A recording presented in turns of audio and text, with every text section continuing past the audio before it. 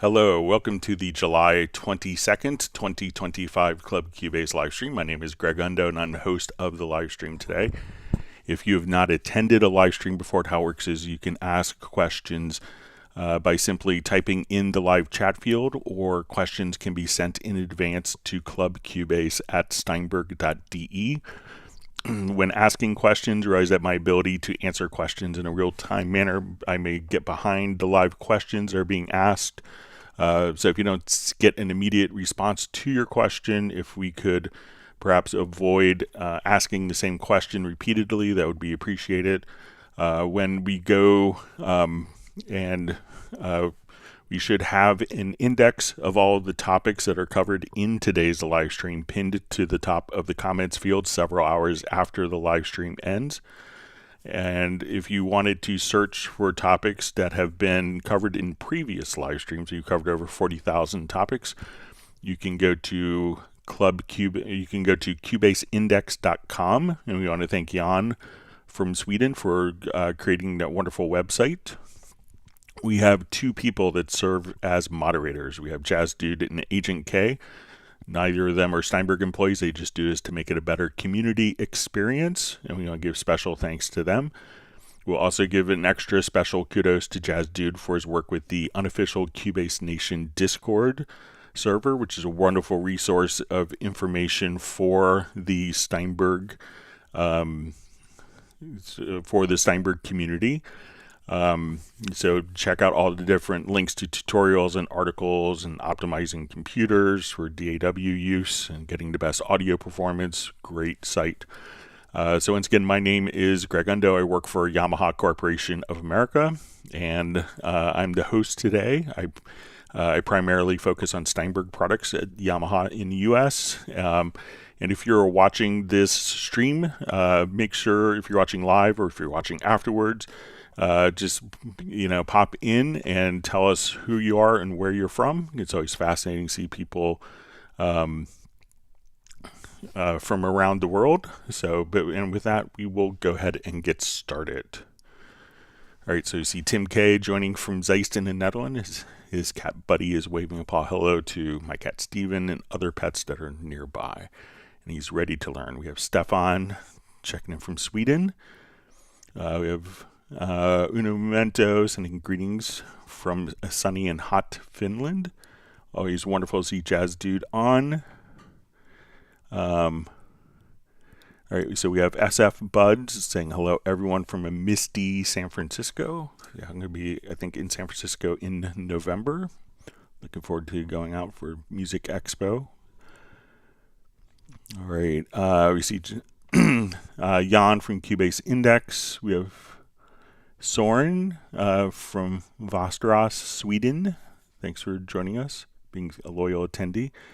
Benny is checking in, still on, seems like he's still on holiday in Mallorca. Hope you're having a wonderful time. We have Rick France checking in from the Pacific Northwest. Tony Trunzo saying hello to myself and to the Cubase Nation. And Tony's based in Australia, about an hour outside of Sydney, if I remember correctly. All right, we have GOG saying hello, everyone. So we see Creative D. Will says, hey, Greg, is there a way to do manual chopping of samples in Cubase, like on MPC and Ableton Live, lazy chop mode? Okay, so let's say if we have, I'm not sure of lazy chop mode, but there's a number of ways to kind of cut samples. So let's say if we have, so let me just, all right, is there a way to do manual chopping of samples in Cubase like on MPC? So if you wanted to, manually chop samples like this, I'm not sure if you want to just cut the particular parts here and, take your samples and do that. So you do that on an audio file. If you want to come over and say, okay, I want to cut every quarter note, if you hold down the Alt or Option key, and let's say I turn my grid on and we set this to Set our grid to quarter note. So now if I come here, I could just hold down the Alt or Option key, and now I could cut based on kind of different musical intervals or different time intervals. So if we want to just come right over here and just split at the bar, we could do that if we have this in a sampler track. So if you're dealing with kind of samples, and I wanted to take this particular loop here, I could drag and drop it into the sampler track. When we get to slices, we could manually put slices in here. So if we want to kind of we'll turn on slices. We can have these kind of based at the transient, or we could manually kind of put slices in. So if we want to now just come over here, and I think if we hold down the Option key, that we could just put in our slices for the different parts of the sample that we want. And we could do similar things inside of Groove Agent. So if I want to remove a sample, we could just kind of hover over top and remove samples as well. So if we just, so let me know if one of those things is kind of what you want to accomplish. But I'm not familiar with the concept. I don't have MPC, or I used to work in MPCs like 35 years ago or so, 30 years ago. But what the lazy chop mode is, so if you could describe that a little more, that would be helpful. All right, we see Jan giving kudos to Jazz Dude for the unofficial Cubase Nation Discord.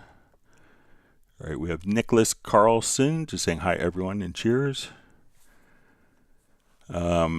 Soren asks, maybe a friend of mine is running 2 instances of Cubase Artist 13 at the same time with a single user license. I told him not to, but he doesn't get it. What can happen to him? So when I think, that it is possible to, so I don't think that there is anything that will affect his license. Steinberg kind of erred on the side of being a little lenient, so that one license, so that it wasn't the license server, like when you started Cubase, it wasn't automatically kind of dialing in to the server or looking to the server to see if there was another instance of your license running. I think a lot of people wouldn't want that capability. So, in the licensing agreement, you're supposed to use one single license at a time, but it can be installed on multiple computers.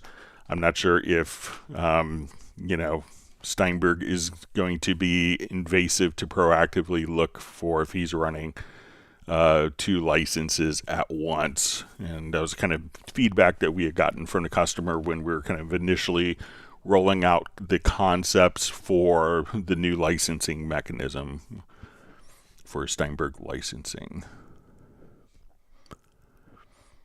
All right, so we have Stefano checking in from Italy. Thanks for joining us. We have Dallas LaRue checking in from Las Vegas, and his question is, I want to play along in real time with the drum machine. I can't figure out how to do it. All right, so let's say we're just do kind of a new project here. All right, and so the drum machine is just going to be kind of its own sound. So we add a drum machine, and we can think of the drum machine as kind of being like a sound source. So we come over here, I'll load up a quick preset. So this is just kind of like the playback engine. So when we come over, so let me make sure I have my audio routing correct.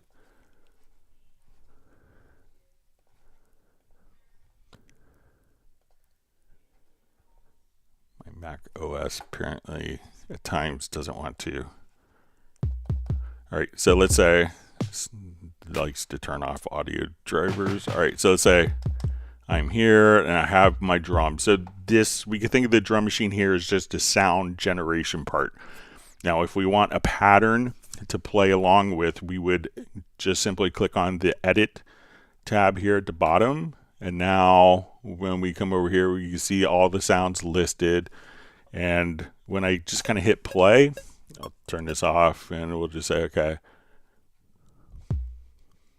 So we have 16 pulses here. So we can think of this as one measure. I'll take off.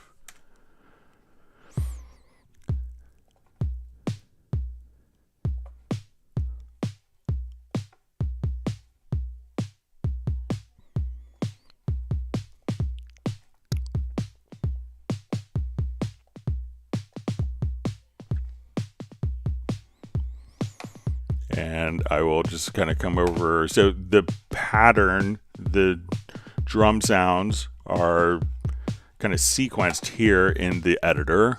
So if I want to just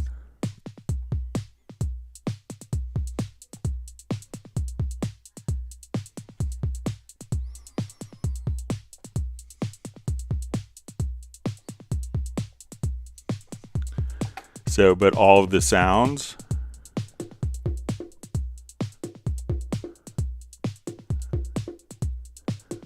are coming directly from the drum machine.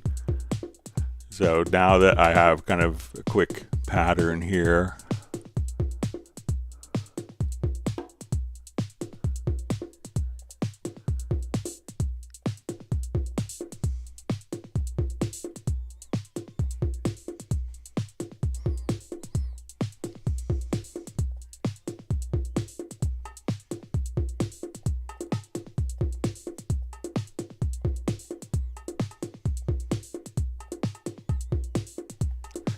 so now all of these, so now as soon as I just come over and literally just kind of hit play, this pattern will play in sync. This pattern is triggering the sounds in the drum machine. So the drum machine by itself is just coming over here and it's the sound source, and then the MIDI data that's going to drive it is actually coming directly from the pattern editor.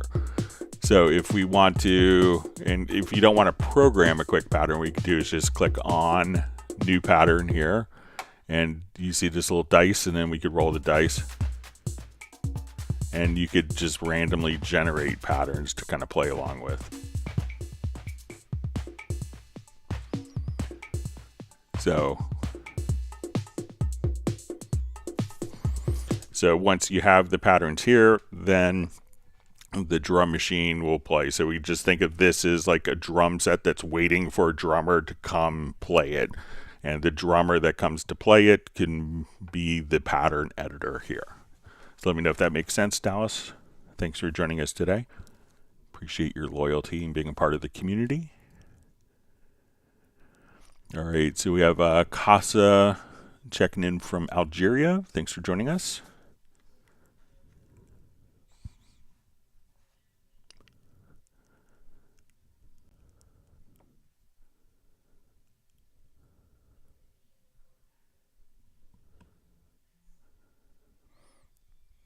Okay, we see John McDonough Music checking in from Hamburg, New Jersey. All right, we have Exubes Sans just saying hi to everyone and waving hi. We have Jorge Oliveira, I believe from Portugal, if memory serves. So GOG just says I have a question about external effects. All right, we see Jazz Dude just posted a tutorial on vocal chops. We see Jorge just is from Portugal. All right.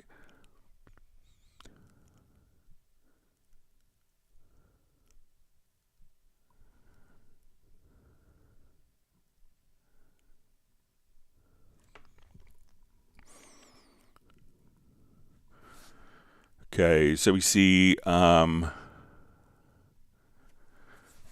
Real Raven 2000, who's early attendee of live streams when we first started them, I believe. Just says at Cubase, after auto slicing with threshold, beats are different length, how to make them the same length to get just transients? Is there an easy way or only logical editor? All right, so let's say all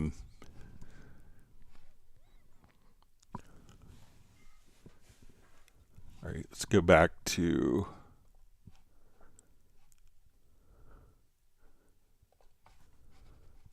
this drum loop here. All right.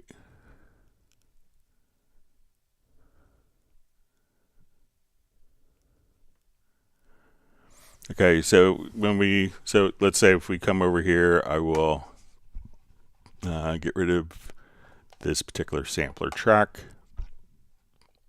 or we'll just undo all of our changes that we've made here. I'll just start fresh.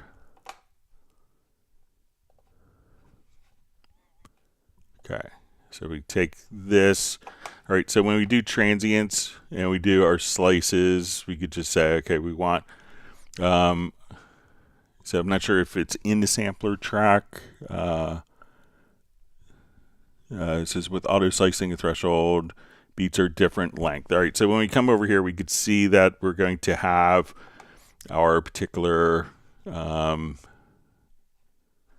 transient here. So this is kind of finding the rhythmically significant parts of the audio, but we could also just come over here and base it on the grid. So let's say if I'm over here, all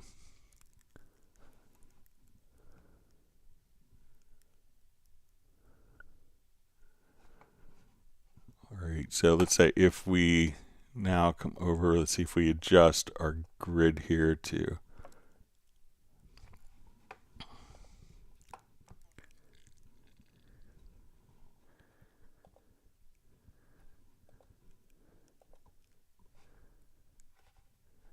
let's try a different sample here real quick.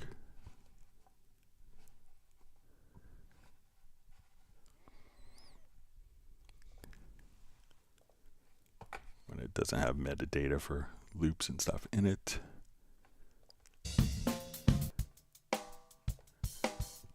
Okay, so let's see if we create a sampler track, we do our slices, and we base it on the grid.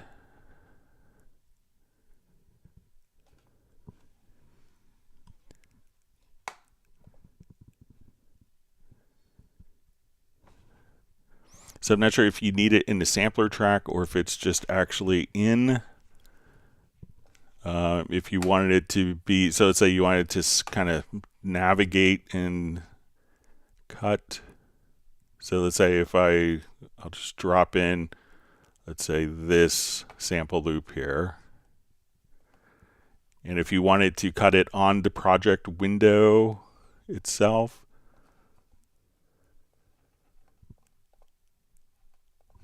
just turn off.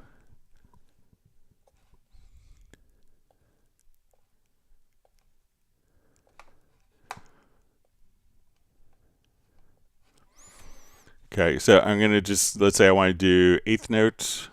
So we could probably make a macro to do this. So let's see if we are, okay, so we're going to set, let's say use quantize.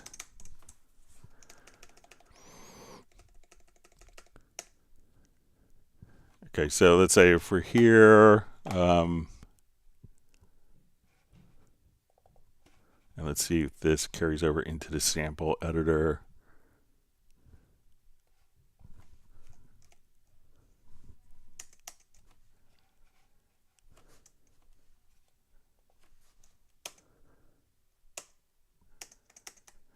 So if you want it sliced at even, if you want to put slices on even grids here, so let me see if I make this active.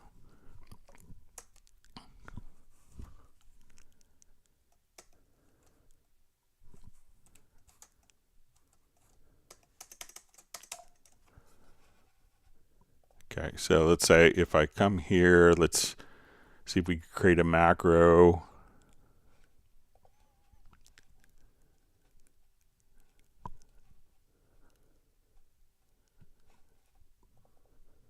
And just see if we could do add hit points with a macro.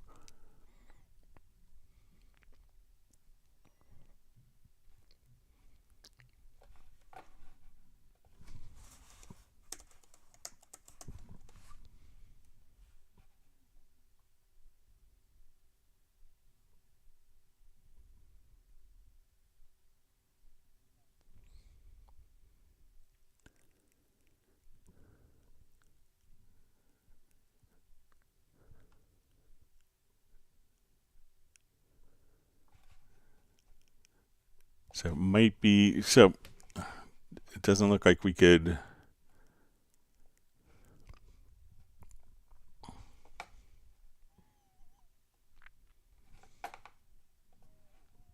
We just look, see if we could add the hit points from a key command. I mean, we could always. All right, I'm just going to. So, how to make them the same length to get just transients? Is there an easy way? Okay, after auto slicing, the threshold beats are.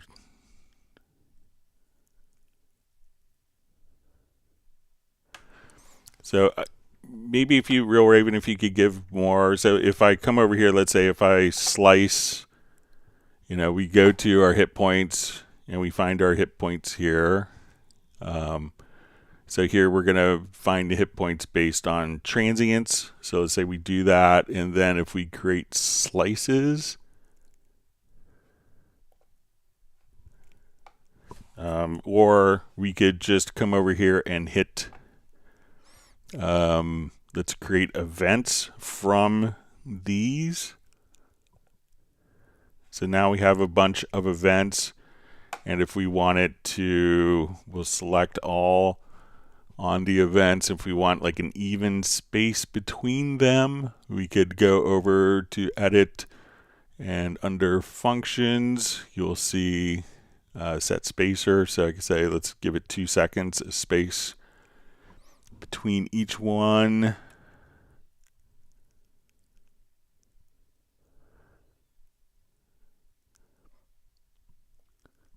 So when you say, what's confusing to me, maybe I'm just being dense about it, is how to make them the same length to just get transients. So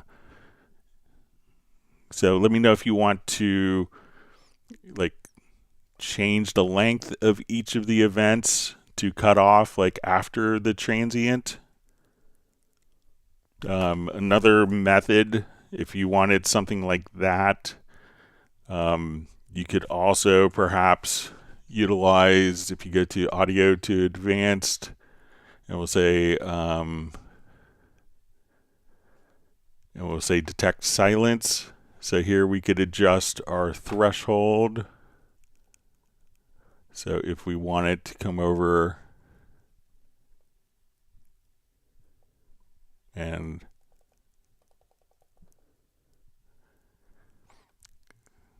we could probably just say, the minimum time opened and closed, and then we could process and have, just like those particular sections kind of based on the musical material.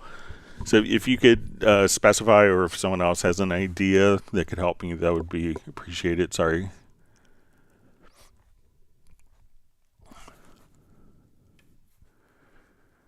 All right, so we see from GOG asks, says setting up external effects LA610 and only getting half the signal returning to Cubase.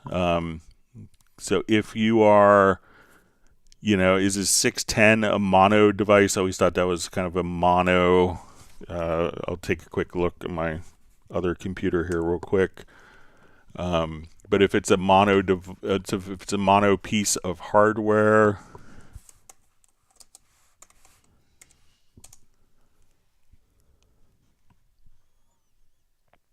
I'm just going to check to see if it's mono in and mono out, or stereo in, stereo out. All right, don't need to look at the plug-in version of it.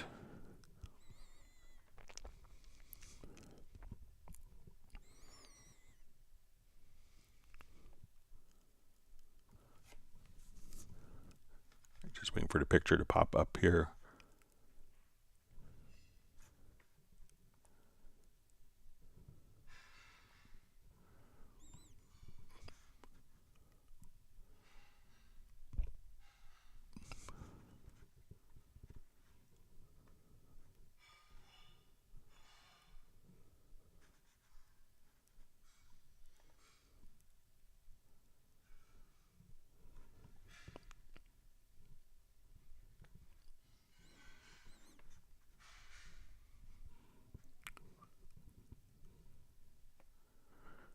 All right, so it looks like it's only a mono source, like a mono in, mono out. So when you say you're getting half of the sound, it says setting up a mono external effects LE610, only getting half of the signal returning to Cubase. So are you, GOG, are you trying to get it to work as a stereo device in Cubase when it's a mono hardware device? So if it's a mono hardware device, it would only, it's not going to output back to stereo. So let me know if you're getting it, if you're expecting the mono device to do stereo, the mono hardware to do stereo, or like how if you're running it as an input or just as a compressor. But if it's a mono hardware device, that would lead you, and you have it configured as a stereo device, it would only do one channel because that's all the hardware is processing. All right, so we have Jay from Secret Studios. Thanks for joining us today. Hope you're well. Okay, Tony Trunzo asks, how does the bounce MIDI work on my Cubase? It's grayed out. I can't get it to work. I must be doing something wrong. Thanks. Okay, so let's say if we have multiple MIDI events here. All right, so I come here, we have this event. I'm going to make a copy of it. All right, so if I select multiple events, let's see if we go to our MIDI and then we see bounce MIDI, that will take those selected events and automatically join them as one particular event. So if you only have one event selected, you probably won't, you'll probably see grayed out because it's going to need like two events to be selected here. So let's see what happens if we skip an event. Probably. So now we go to MIDI and bounce MIDI, and now we can see that those will create one single event. Just like that. So if you only have one MIDI event selected, it's not going to show up because it's really kind of intended to bounce different MIDI events together. So it's like multiple events. So if I didn't want to glue like all these together, I wanted this and this to be separate. I wanted that to be one event, but still have this as a separate entity on top. I could, instead of gluing the parts, I could just choose to bounce MIDI, and this event is still independently on top, and the event at the beginning and end are now one single event because they've been bounced together. Let me know if that makes sense, Tony.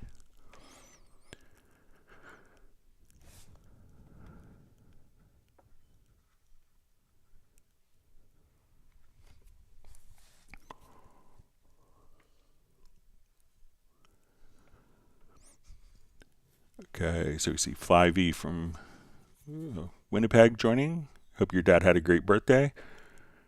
All right. So Jay's question is, hi Greg, is there a way to make one instrument input, duplicate the input, and set it to another? I tried doing it by just using the same MIDI input information, but it doesn't seem to work.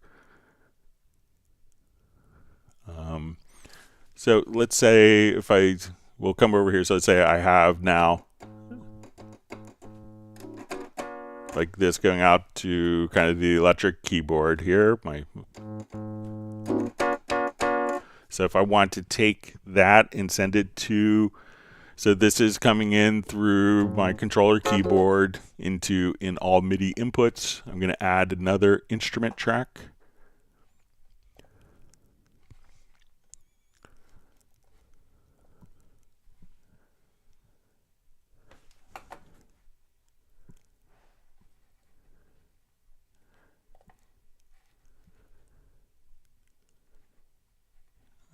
So say we'll do kind of our cliche FM piano. All right, so if I want this one sound to go to multiple devices, I would just place both of these into record enable. And now we could adjust kind of the volume of the two sources.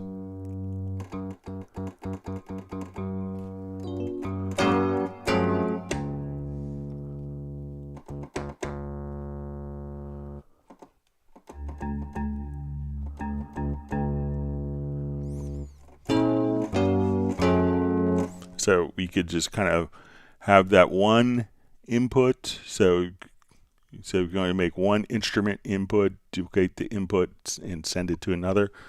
So, if it is a MIDI track, what we could do is come over and say, okay, now we want to take we want to add a MIDI track.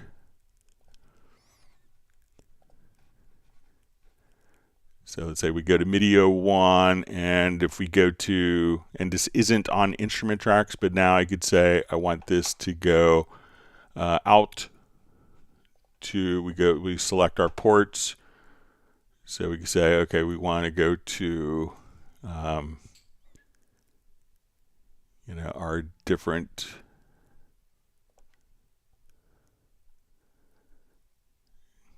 so at this point we could just, route it out to different output ports. So let's say if we want to just,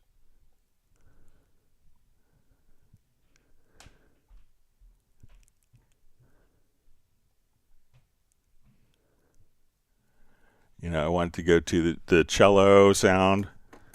So we could just kind of layer our particular and say, okay, I want this, but this isn't going to necessarily work with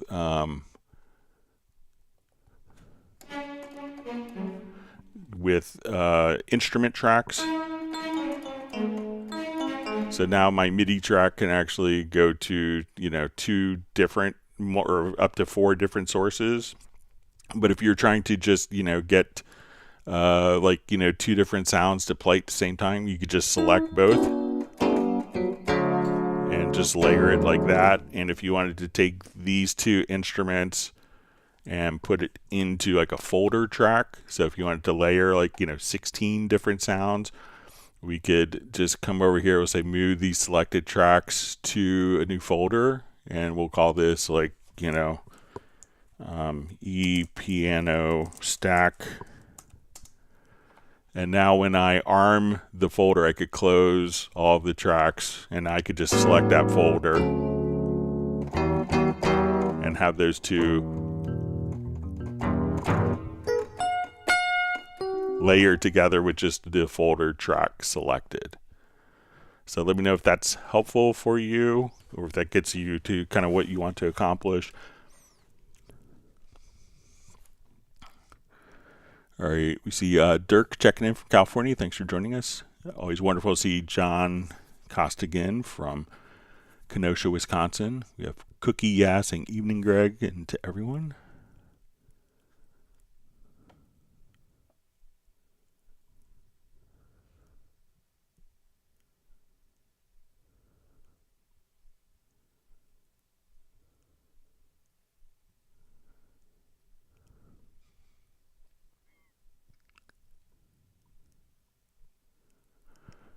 Okay.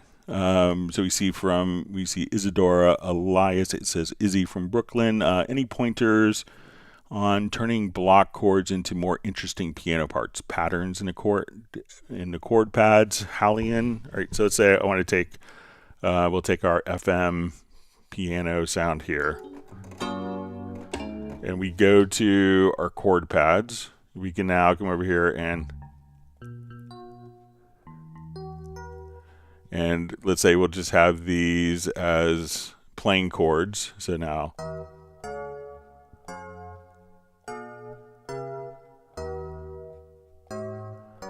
so when we trigger these,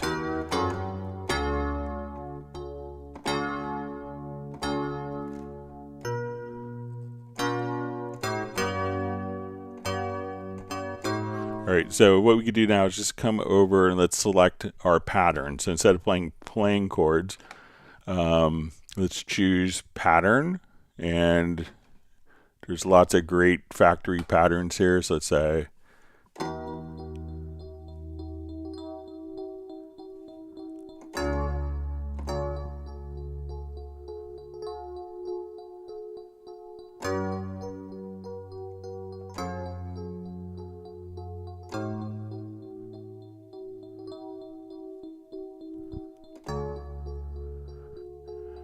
and if we wanted to just record that as if we were playing a cool part.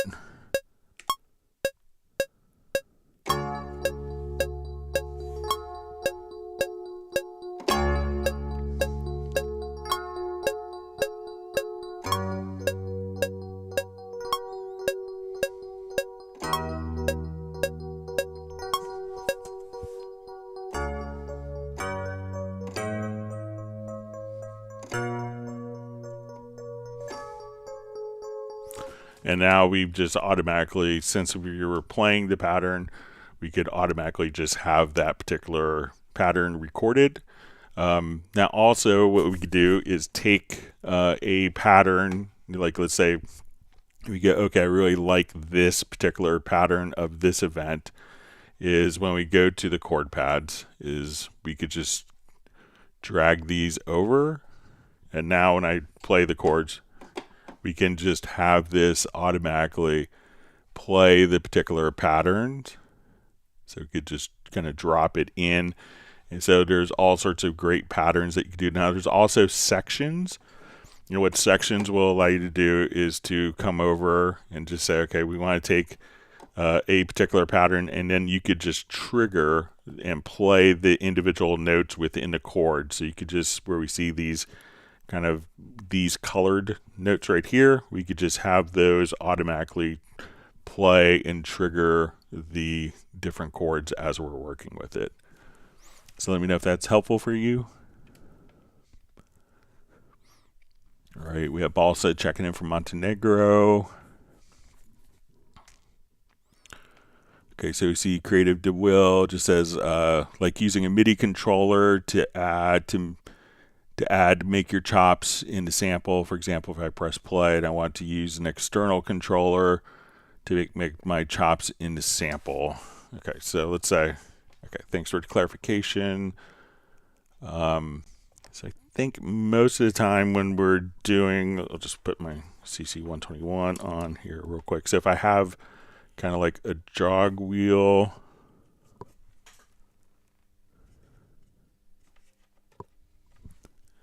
you know, we can, so let's say I want to assign a function on my controller. So go here to my studio setup. Let's get to CC121, and I want this function here to just say, okay, let's like split.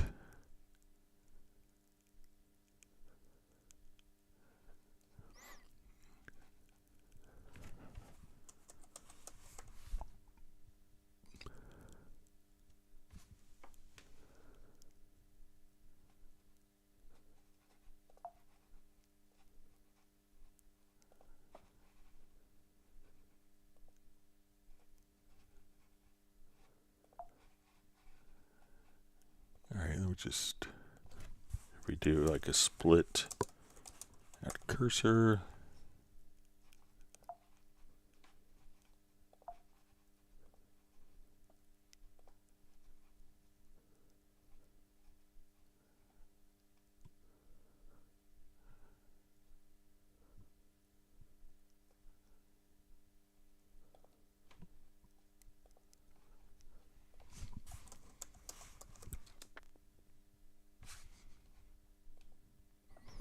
Okay, so now as I want to come over here, I could just say,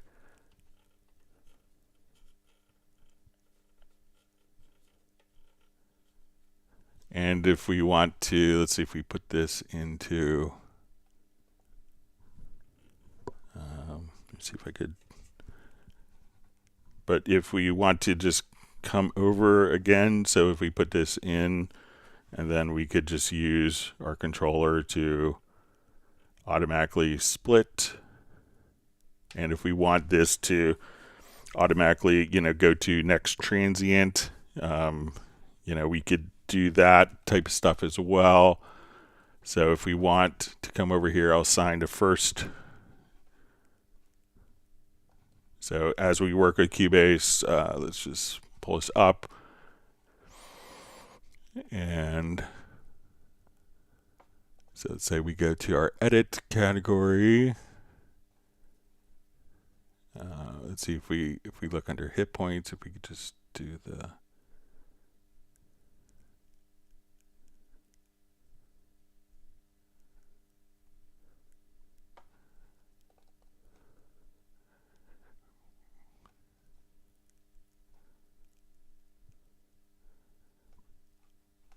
let's see if we do it under,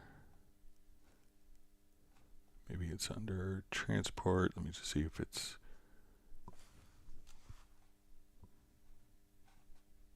let me just look for the command in my key command so I can find the name.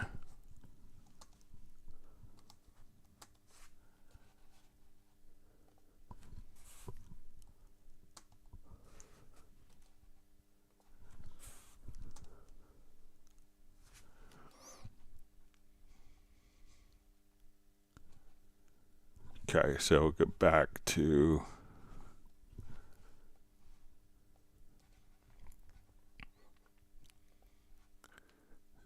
under transport.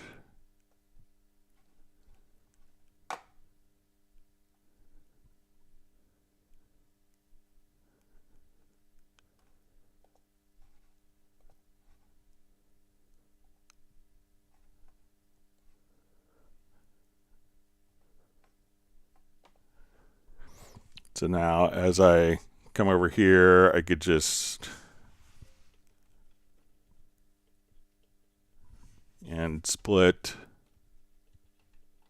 or if you want to just simply use like your jog wheel, you can come over here and have it kind of snap to the grid or to the transient and split kind of like that. So let me know if that's kind of what you want to do. But you could do it, with if you have a wheel that would kind of do like, jog, and if you wanted to have different controls like that. So I'm just using a jog wheel and a CC121 controller.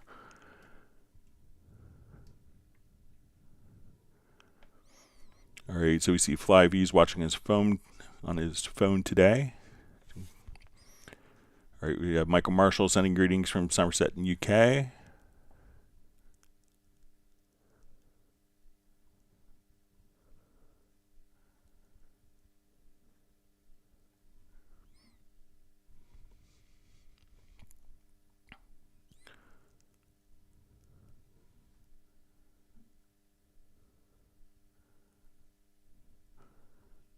Okay, so we see also Roland stop checking in.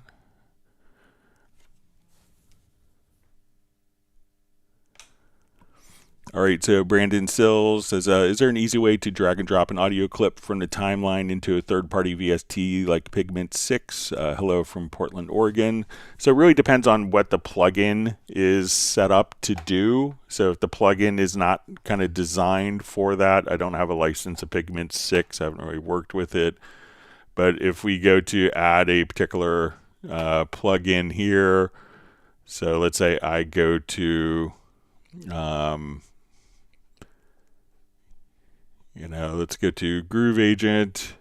So it can do it, and the plugins that are kind of designed for this, we can just drag and drop samples right on. We could also just, if we have, another instrument like Pad Shop, where we can deal with samples, I'll come here. I could take a sound from my project window and just drop it right into Pad Shop. I can drag and drop into sampler controls.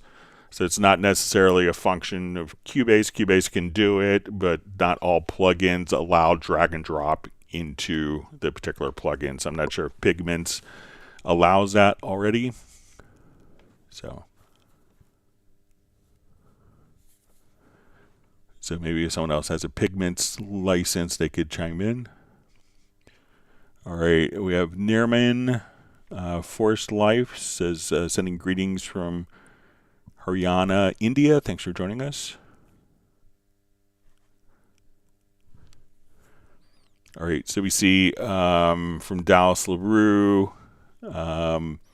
says, I want to play along and have it record in real time. Is that possible? So if you want to, I'm not sure if you want to record the guitar along. So let's say, again, if we jump back to our example here. So now, even though I have just one measure, when we play this, let's make this active project.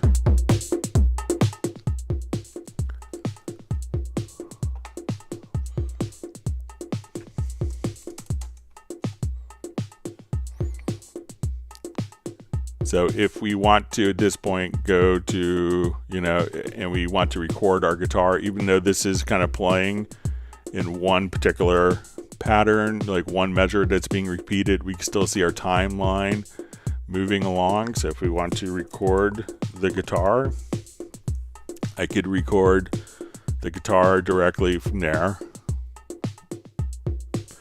And our guitar will be recording. If we want this pattern into our project window, we could just drag and drop, and we could just extend this pattern. Say I want that pattern to stop at measure 25. So now it's in the timeline. The internal sequencer stops of the pattern editor. So now that it's dragged into the timeline, when we get to the end of the timeline here, so the next bar, it'll stop playing and stop playing that particular pattern. And if we wanted to, let's say, go to pattern 2, and if I wanted that to come in after a one measure rest, we can make copies of that and duplicate, and then, go back. We could even now say we'll drag this out one more and say, okay, let's split this particular pattern, and then I want it to go back to pattern 1. So while you don't record it in, you could just kind of drag and drop. So we'll have a couple measures.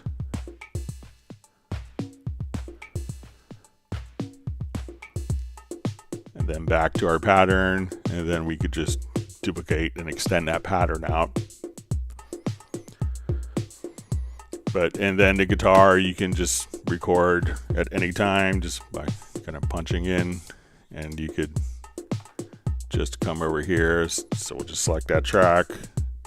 And then you can record the guitar while this is playing just one pattern that's forever kind of looping if it's not in the project window, or it could be dragged right into the project window without having to record. So let me know if that's helpful for you. All right, we have Creative D. Will checking in from Fort Wayne, Indiana. Spent a lot of time in Fort Wayne. Thanks for joining us.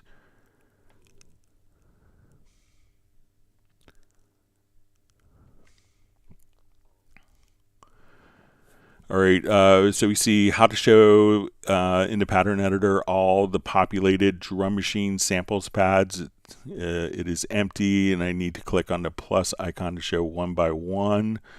So every time that I've done it, so let's say I will, let's go ahead and just for demonstration purposes, I'll remove this selected track.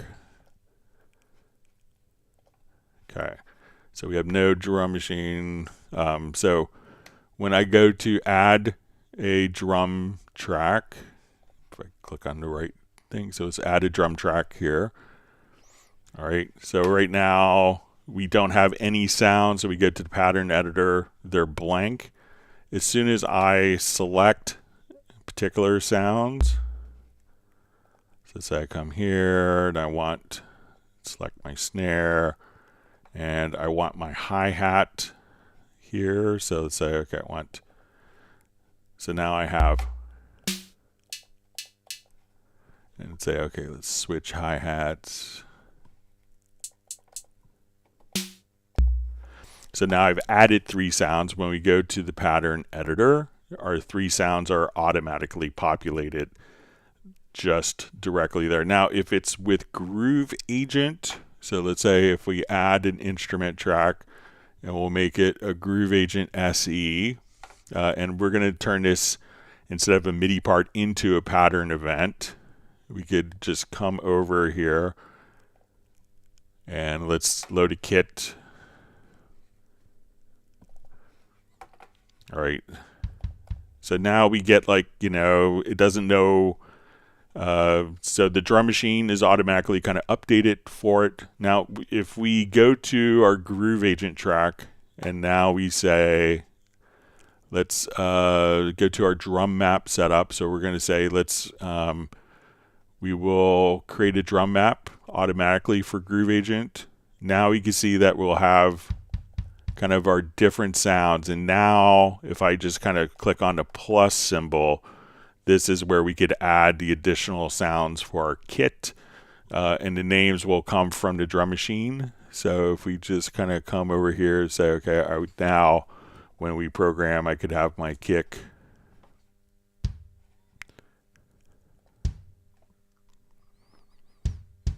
But that's when using the Groove Agent or virtual instrument.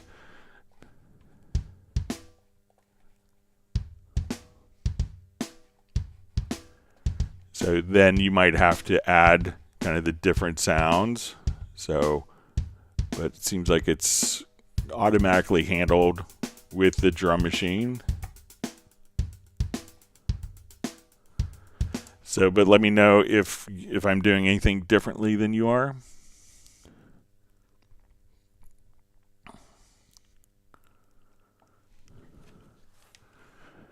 All right, wonderful to see Sable Winters on from Bay Area, California. All right, we have a question for Roland Stuff. Hi, Greg. I've imported multi-track MIDI file, recorded on a keyboard. The beat is inconsistent. I'm trying to get it lined up with the event window grid using warp grid, but nothing is moving. Thanks. Okay, so let's say if I have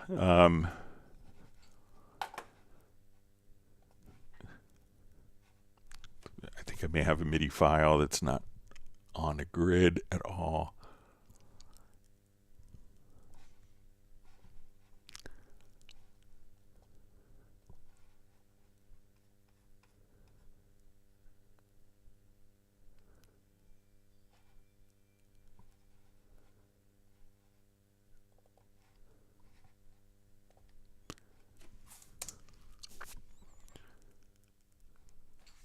Okay, so let's say if we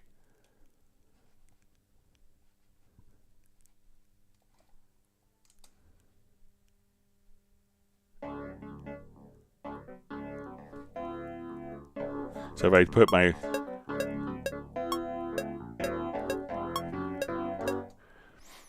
all right, so let's say if I come here and I want like my grid to follow this piano part here. So let's say now there's 3 different warp modes. So let's say if I just kind of want to come over here, so we listen to this and it's not lined up to the grid. So what I could do is say, okay, we want, let's say I'll move the first one like roughly to a grid. So, and I'll move this track up to the top. It's always good to have it near the top of the project when doing this. So if I want to say, okay, this is where measure 127 should be right on this downbeat.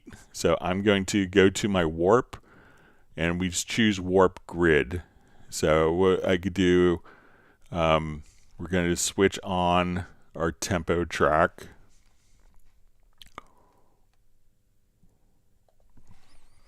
Okay, so we're going to say measure 137. You go right there. 138 is going to be kind of right there. 140.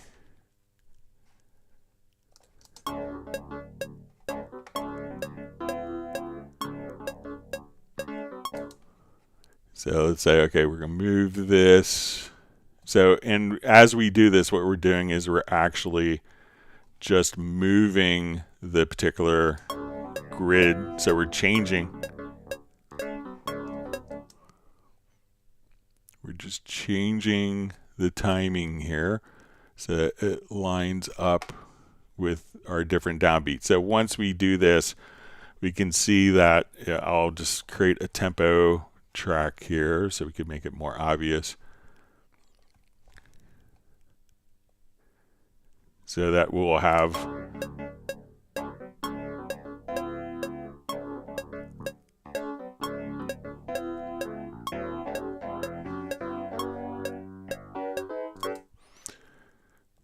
so now, like, as we want to just come over here and slightly adjust the grid, it's going to automatically put in different tempo changes. So, and even something that's more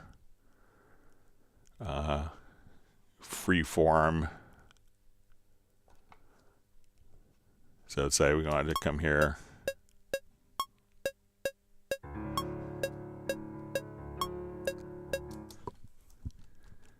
So, but make sure that, you know, as you're working with it, I'll just revert this so we don't have kind of not conforming to a tempo track.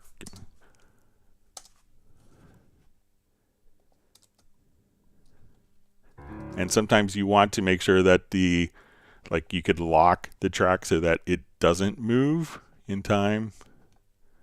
So like I don't want this particular event to move. And now we go to like our tempo track. And as we look at it here, we can say, okay, this is probably going to be where measure 2 is. So you can start right there.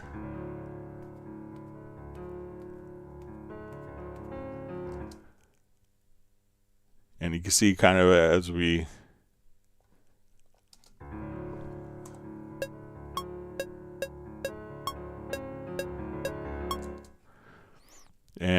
could just kind of come over here and move the different measures, and as we do that again, it's just going to automatically, so this event isn't moving. So it could be that you might have to lock the event or take the event and, you know, and not have it in musical mode because it may be reacting to your tempo changes. If it's in musical mode, so try to lock the event or place it into linear mode, and then we could move the events without affecting the timing of the underlying event, MIDI event.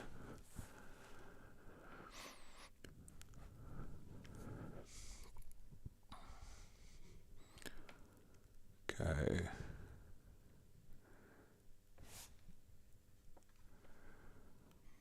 All right, so we have a question. It says, I have a question, for example, we have a song and we don't know its tempo. How do we find the tempo in Cubase? All right, so say we do a new project here and we don't know what the tempo is of the project. I'll just quickly import an audio file.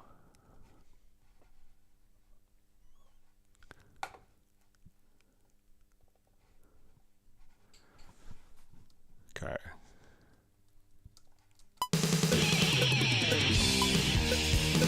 All right, so let's say I'll start this at top and we turn on our click track.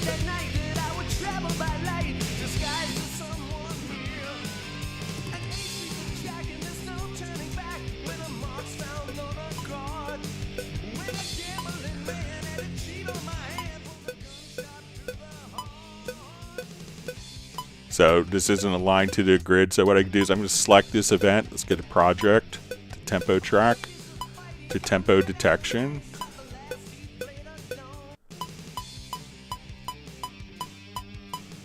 And now it's done an analysis of the tempo here inside of Cubase.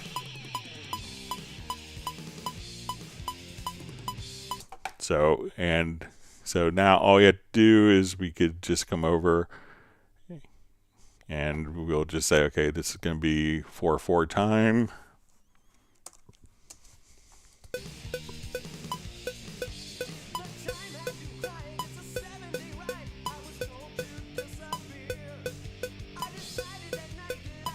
And then you could figure out what the tempo is, even if it's fluctuating or not. And sometimes a track that you think is perfectly steady tempo will fluctuate. And, when we have a groove, this is going to figure out for beats, like let's say, if it's a great groove and the, beat 2 and beat 4 are a little bit late and beat 1 and 3 are on time, that will kind of show an uneven tempo because it's figuring out what the tempo of the beat is. So select the event, whether it's audio or MIDI, go to your project menu, to tempo track, to tempo detection.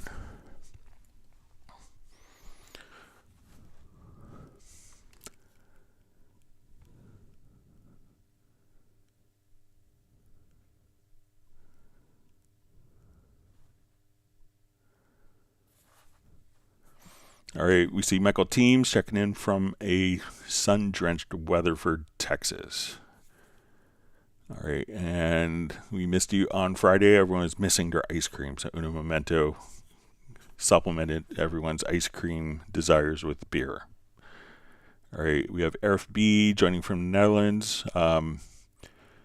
All right, so we see more clarification from Real Raven 2000. Thank you. Says what I'd like to do is chop up the drums according to transients and then shorten all the events so they are 15 milliseconds long. How to do this? You cannot select all of them because of the different length it stops. Okay, so let's say, thank you for the clarification.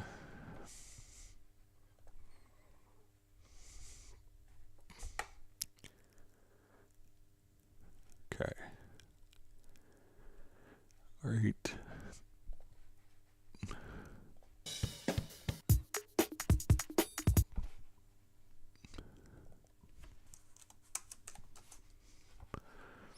Okay, so if we want to make all of these 15 milliseconds long,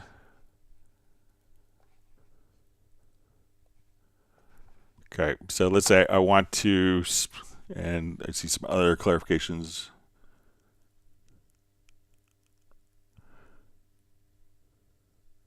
Okay, so basically it wants to, it says when you select them all, make them all shorter, the shortest ones will stop you from making the longer ones short. Yes, cut out the slices, then make the events the same length. Okay, thank you for the clarification. So let's see if we could do this. So I think we will need the logical editor. So let's say we want to come over here. We have our drum loop. And so we're in our sample editor. So let's create slices from the transient. So we'll say, okay, let's just create. All right, so let's say we'll create events. Now we will select. All right, so now we've created events of all the slices, and now we want each of these slices to be 15 milliseconds long. All right, so let's come over to our project logical editor. I think we could do this. We'll give it a shot. Okay, so we want to transform. We'll say our container type is equal to an event, and we'll say that the event is selected, so it doesn't necessarily, so depending on your scenario. All right, and then we want to change the length. We'll set it to a fixed value. Now let's set this in seconds.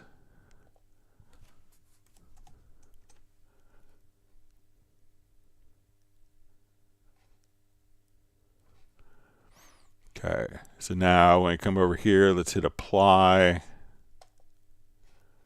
So now each of the events, if we look at their length, and we'll switch this over to seconds. We'll see that these are now, so we could just simply adjust 15 milliseconds. So once we have all of the events here, so we haven't really adjusted, we haven't moved their time. So again, it's just transform, container type, and I'll just make sure all these are selected.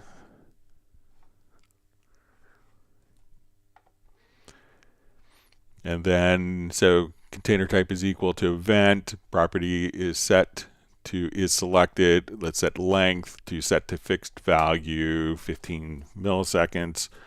All right, so let's say if I save this as a preset, let's see if we could do it as a macro.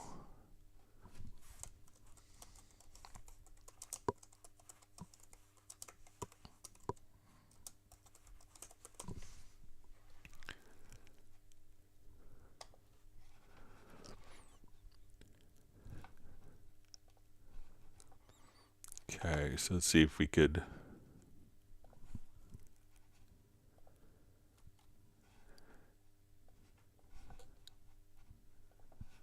See if we could do the first.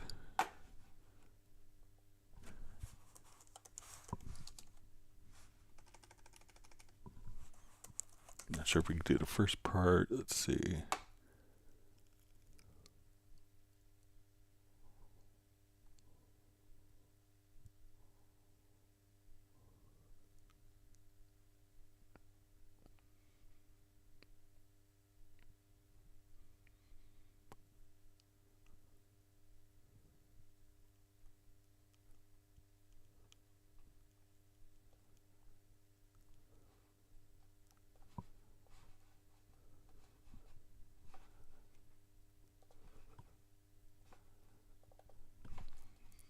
All right, so let me just see if we go into.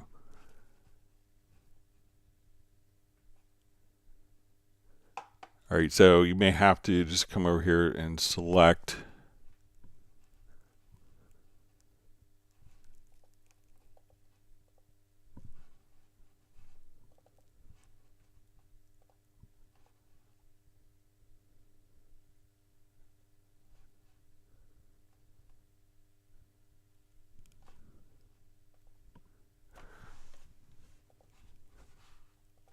Not sure if we can do this from keyboard shortcut.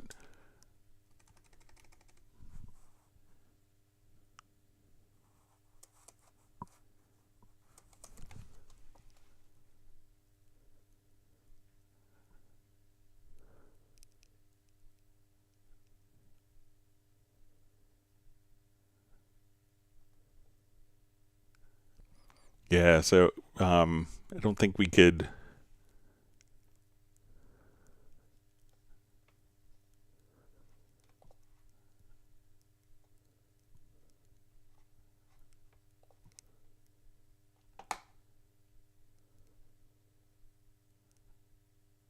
Yeah, so once you get that done, just come over here.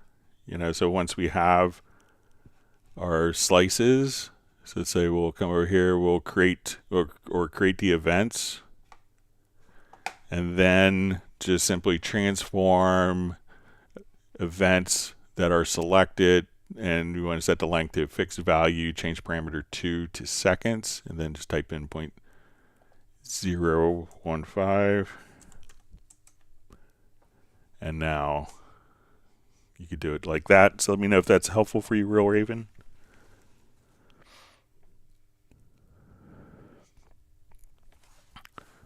All right, so we see Bratman Studio just says, reminding everyone you can take Club Cubase with you on your phone and still keep up with the latest and greatest, not missing a moment. So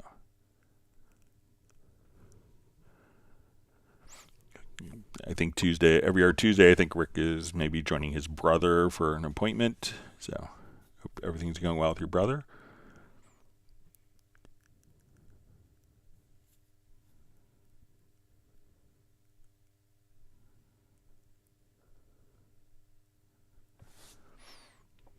All right, so wonderful to see Tiago checking in from Brazil. Thanks for joining us today.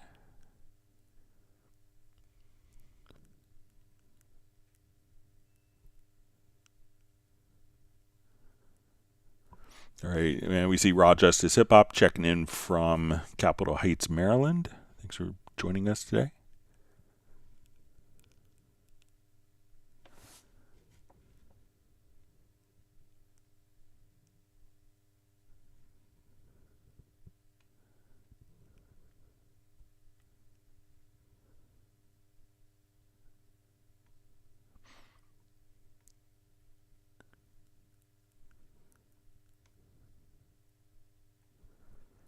All right, we see Real Raven just says he needs this as a perfect trigger for side chaining with the slices. Okay.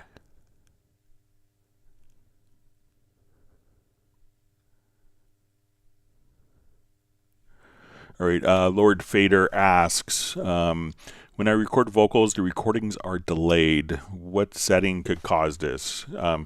So delay kind of comes in from two different sources. One is going to be the buffer of the audio interface. So if you come over, we'll select your audio interface and go to the control panel. Here you could set the buffer. So the lower the buffer, the lower the delay will be, or latency. Often when people are doing this with vocals, it could be a good idea. You'll see this little button here that says constrain delay compensation, the bottom left hand corner, far left of the transport bar.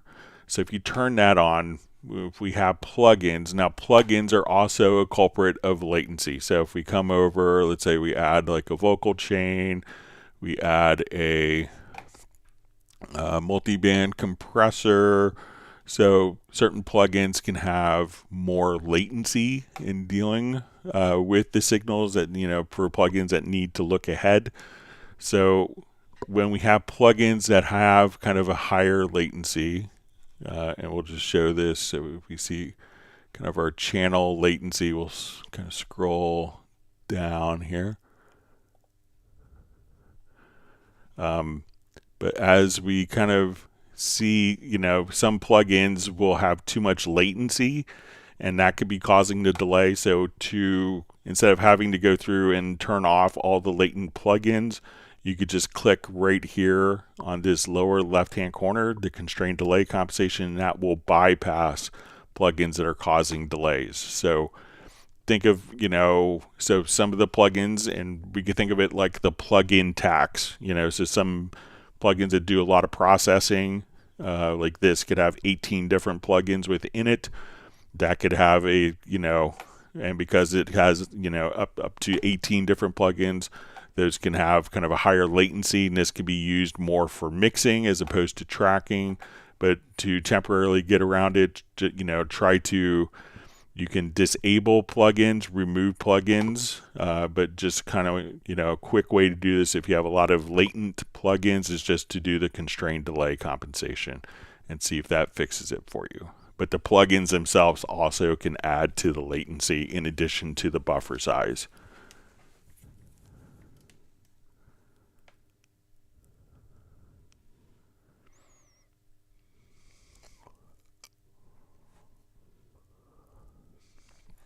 All right, we have Recyclop joining from Finland.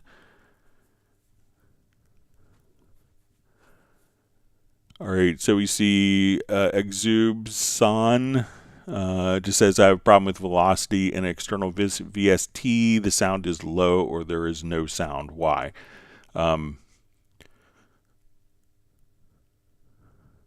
All right, so when we do, so say, have a problem with the velocity, so it could really depend on the plugin that you're using. So let's say if we come over here, let's add an instrument track. So let's say we have Groove Agent SE. So we go to load up a kit. And when we do this, we can immediately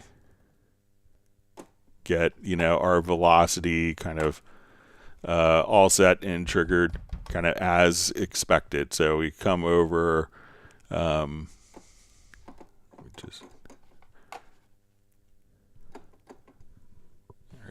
my MIDI controller is not cooperating. But one of the things to be aware of is certain instruments. So, when we come over here and play, let me just make sure I didn't just look at my MIDI controllers. Not cooperating now. Let me just.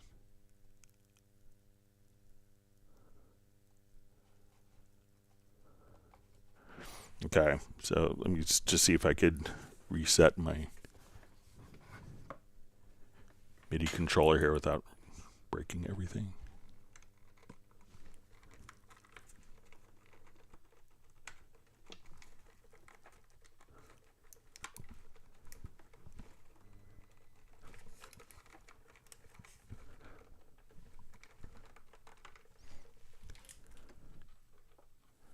Okay, my controller's rebooting.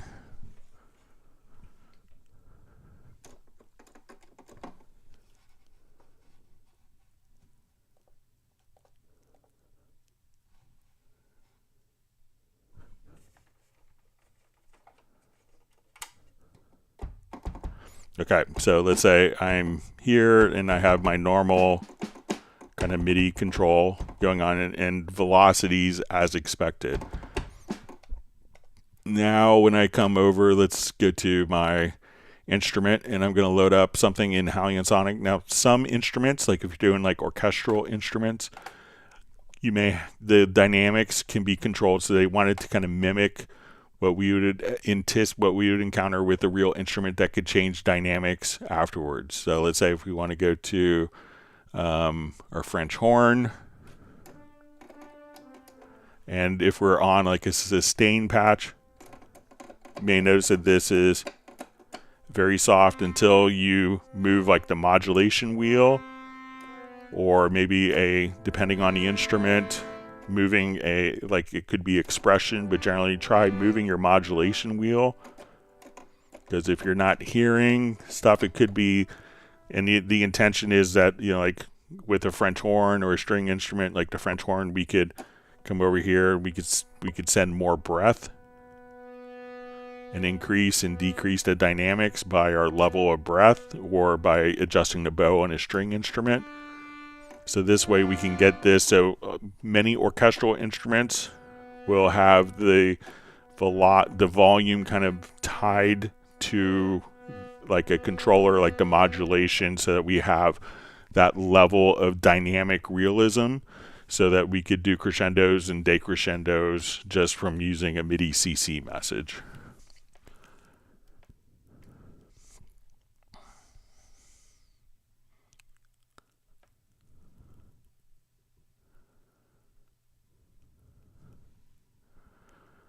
All right, so we see from GOG says using the 610 as an insert effect. So mono vocal, I can pan left and right, sending via the insert to the mono 610. When it comes back, I pan left, I get no signal.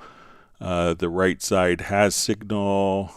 So check on your particular track here if it is set up for. So let's say if if we have our audio track. All right, also check to make sure like where it's being sent to, but you may have like a little button here. So check, you'll see this. If you see two dots, make sure that see if it changes behavior if we switch the channel from stereo to mono or mono to stereo. See if that makes a difference right there. But it's a mono insert, so by the time it's going out, so if it's being, so check that, and also let me know if it's being routed to any groups as well.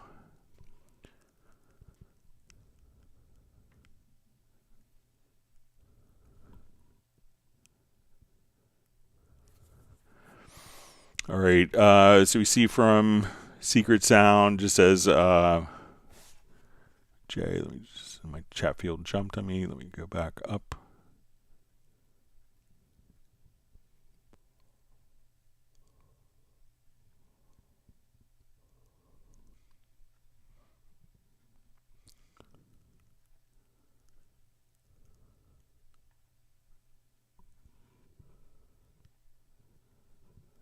Okay, it says, hi Greg, might I be able to be so kind as to ask the team to allow up to 4 MIDI options to also be allowed on instruments? I'd love to switch libraries and templates addressed by Divisimate with macros. I'll pass it along, but sometimes, with sending MIDI from like one instrument to another instrument, there's other like ramifications that could happen to that on instrument tracks. But I'll pass it along, but let me know like what the limitation is with Divisimate, because I thought that was supposed to kind of automatically filter out notes and stuff for you automatically. All right, great to see Anthony Clark on. We have Simple Noir saying hi to Anthony.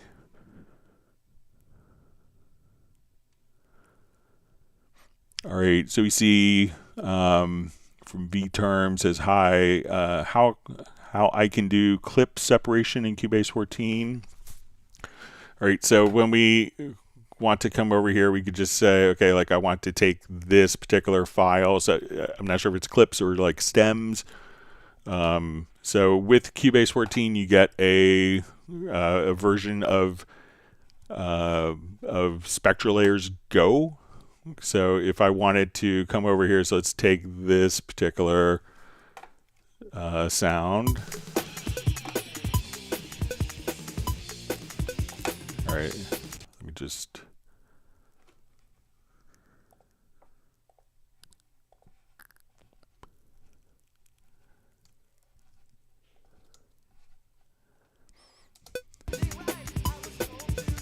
All right, I'll just do a new project here. So.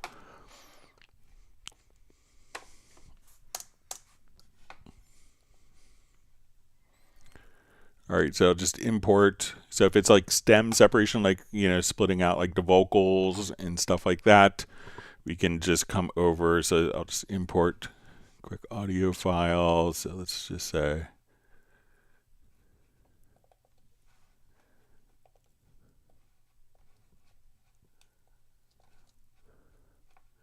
So I'm going to select this and we'll go into our ARA extension. So we'll say Spectral Layers.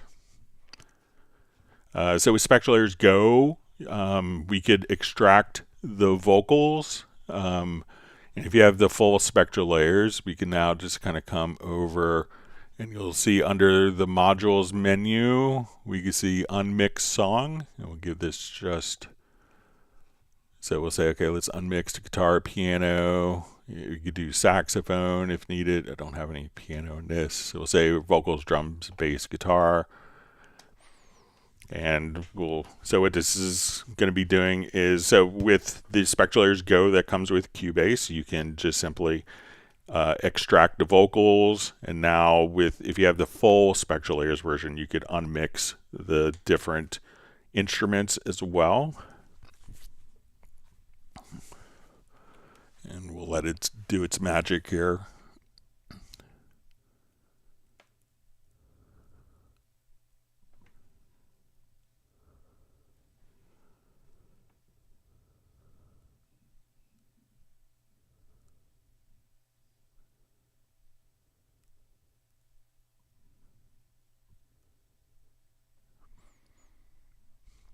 All right, so we're about 33% done. All right, so we see Timothy just says it's time to get more knowledge about Cubase.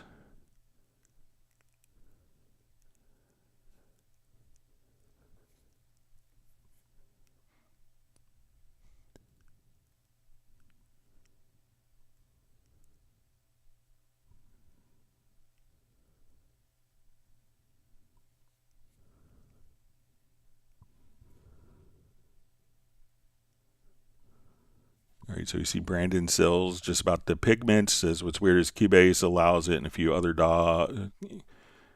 pigments allows it in a few other DAWs, either with a command shortcut or just directly. Cubase is always my preferred DAW, however. So, I mean, yeah.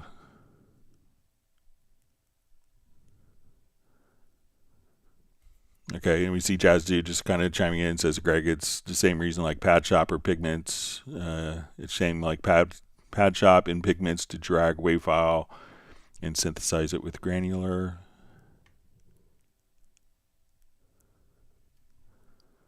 We see also Brandon Sills also the same with Phase, Plant, and other plugins that allow sample editing. So, I mean, yeah, there's lots of plugins that we could do it on already. So I don't think it's any limitation on Cubase's side. All right, so now we'll come over here and just take a listen to our broken apart files. So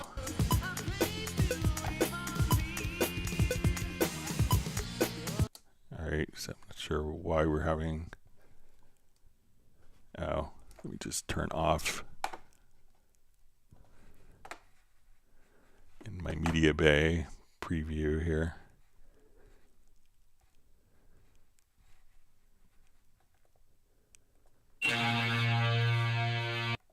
Okay, so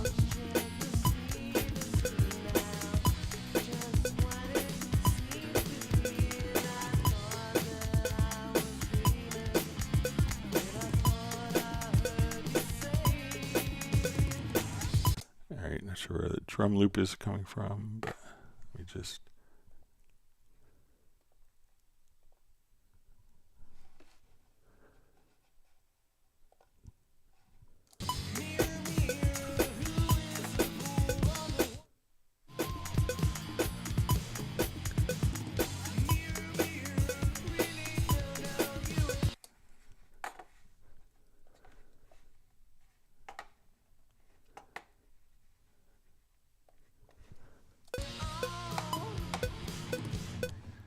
Okay, so let's go back to our separation.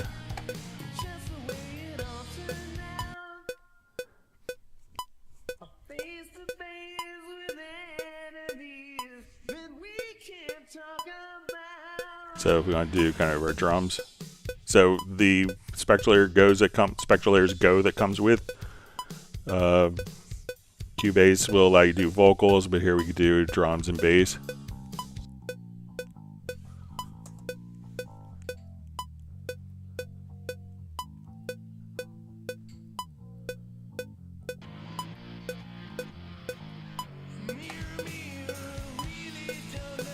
And then if we want to drag these out, I could just come over here, drag these files to our timeline.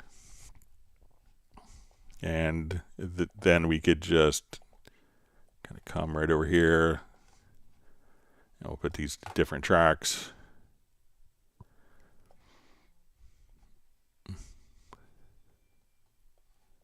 So now we could have everything kind of automatically split for us. So we say.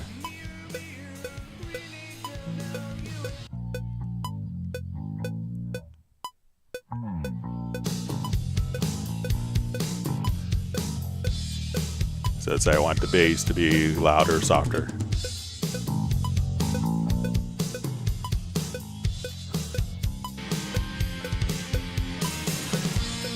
So default spectral layers will give you like all like, you know, a lot more instruments. And then, but spectral layers go, what you have comes with vocal removal. So right out of the box. And I think you'd find that the spectral layers algorithms are probably the best in the industry.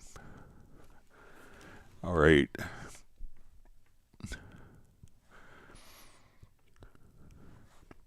All right, Simple Noir says, is it possible in Cubase to accelerando retardando MIDI notes like Bitwig with operators?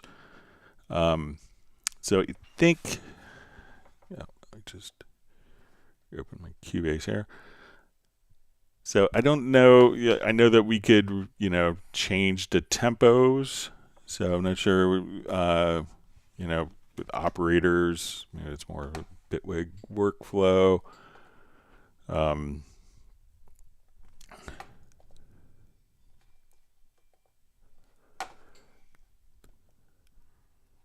But let's say we'll just come over.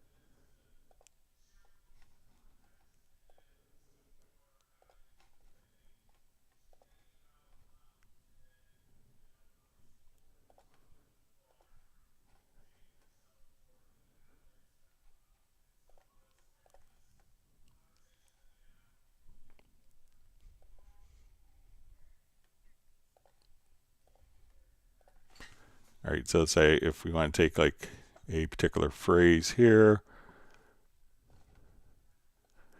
So if you want to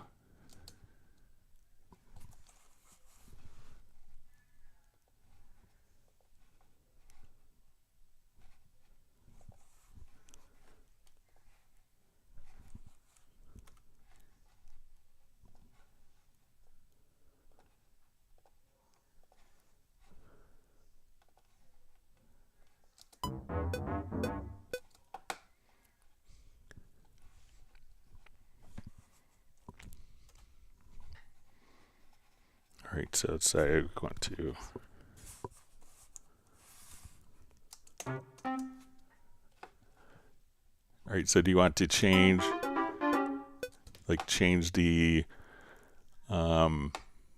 so I guess if you would, so I'm not sure if you want to just lengthen the particular notes. Let's see if there's maybe a MIDI plugin.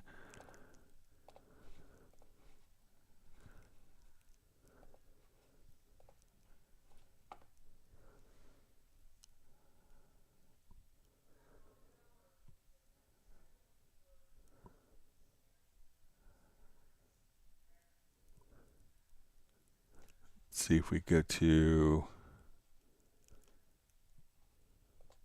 all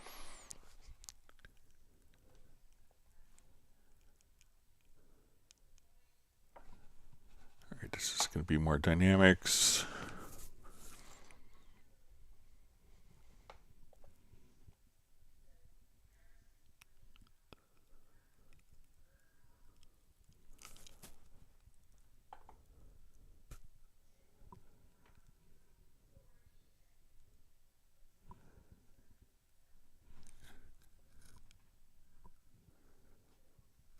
Just seeing if there's a, I know obviously if you change the tempo that would kind of do the trick, but let's see if we go.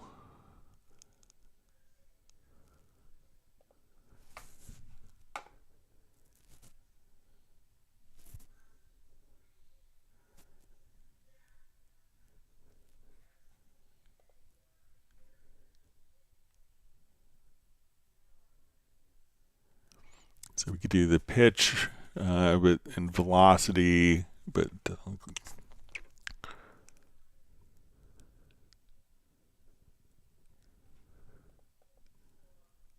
okay, let's see if we could randomize the length of the notes. Here, let me just do this.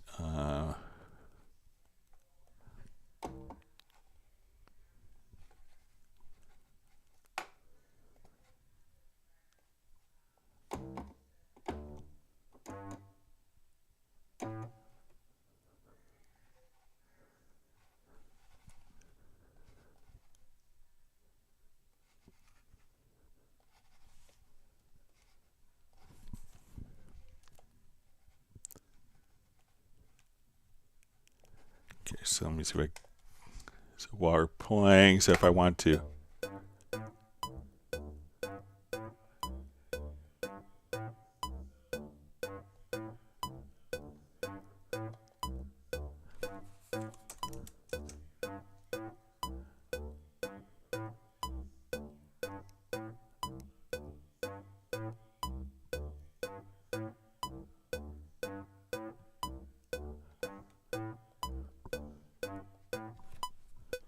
All right, so let's see if we randomize between 5 and 373. So I'm not sure if it's controlled.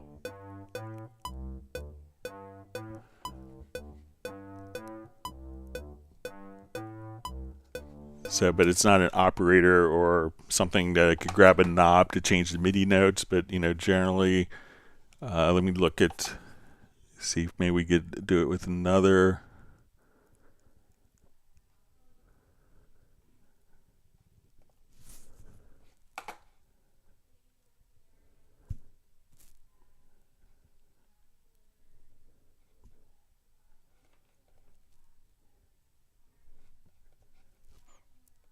Yeah, so I don't know of a way to kind of just like have an operator that just changes the length of MIDI notes. I may be able to kind of play around with it some, but I think it might be in here. Maybe we could just try their Apache SX, and let's say if I drag that MIDI file in. Okay, so let's grab our note length here.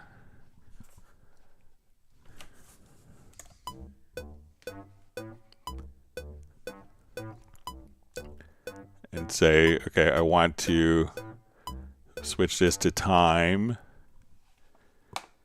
And now if we want to just grab a a quick control. So let's come over here. I think if we go to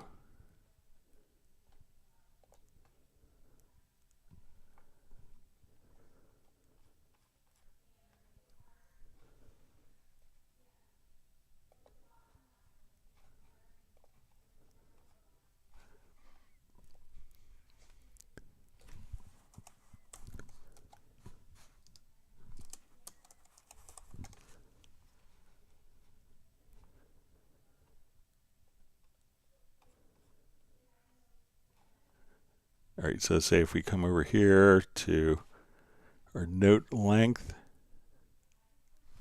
So if we come over here, we could control this. So say as it's playing.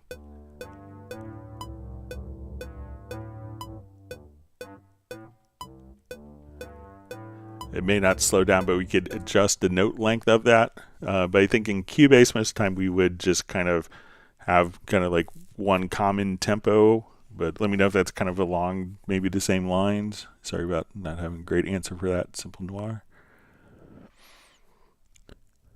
All right.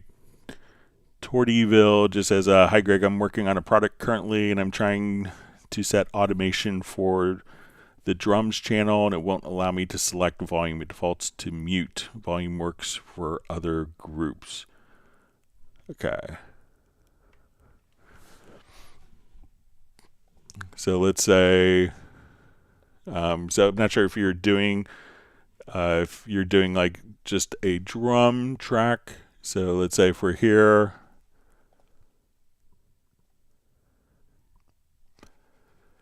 and it could be also, you know, so let's say we have our volume, so I could just control my volume, like so. If it is all going into, all my drums are going to a particular group, let me just turn off this preference. If all these are going to a group, we could say, okay, we're going to add a group track to the selected channels. So we go to automation, we may see mute, but we don't see, if it's on a group track, you may not see the mute show up there because the volume automation is actually on the track itself, like where the group track is. So you may not see, you may not be able to choose volume there because the volume is already visible just on the group track. So, but let's see if I come here and I have mute automation on and off. All right, so let's say if we're watching, if we're playing this track here, so we'll sell this track in. So we see it mute on, mute off. So let's come over, let's switch while it's muted. Let's see if we now go to the volume automation and we draw in volume automation, and now we look at the mute automation. So we still have the mute automation going and our volume automation going. So even while muted, the volume automation is still playing back. But if it's all going to a group, and and I'm just wondering if you say, trying to set automation for the drums channel. So if that's so if it is the case, then the volume automation just immediately shows up on the group track. So if you could let me know if you already have the group track, that would be helpful for me, Tortyville.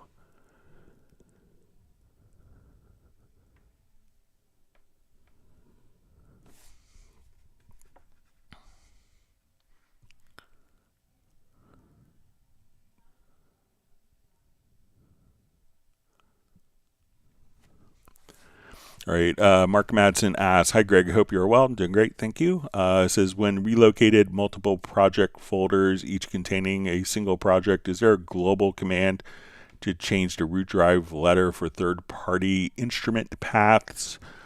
So Cubase will look to generally Cubase will look to the instrument, and then the instrument will, look for its sound. So when we kind of do the call out to the instrument, it's kind of up to the instrument on how it finds its own sounds. We're not necessarily doing the sample management of every VST plugin that has samples involved with it. So, with our plugins, like the sampler track, Groove Agent, you could save them into the project folder, and there's provisions like, if you drop a sample in the drum machine, that sample is automatically carried over directly to the Cubase project window, and it can be saved, but there's provisions for that, and that's what we've chosen to do as,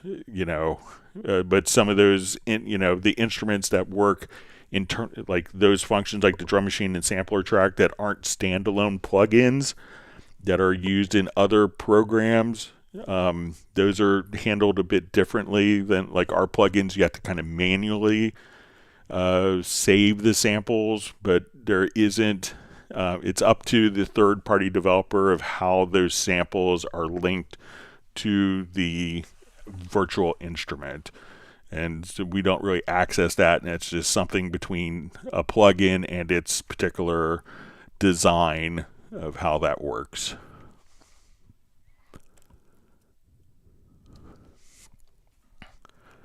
All right, so we see from Soren says, Greg, collaborating with creating a song becomes more and more common. I need to ask, does Steinberg think about more collaboration functionally, project cloud server, shared screens, shared controls? It's always, obviously we're kind of a pioneer in that, doing like VST Connect. We're like the first company to offer kind of remote collaboration. We did have a service called VST Transit where people could upload projects, and it just wasn't being utilized by customers. And that was discontinued because we had to pay for, the service and for web hosting, and and there's a small number of people that were utilizing it. So while people always say they want it, when the function was in the program, people tended not to use it. So I think there's a lot of people are just kind of sharing files, in traditional file sharing formats. So we did have it, but it wasn't being utilized enough to justify the expense for all the servers to host it.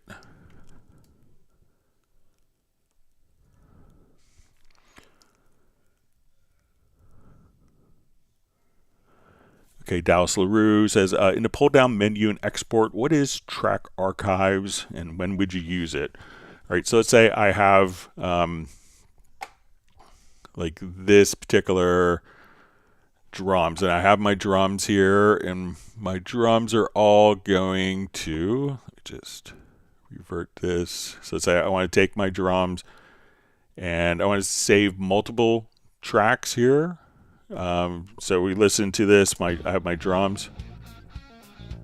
Let me just not have the wrong sample rate.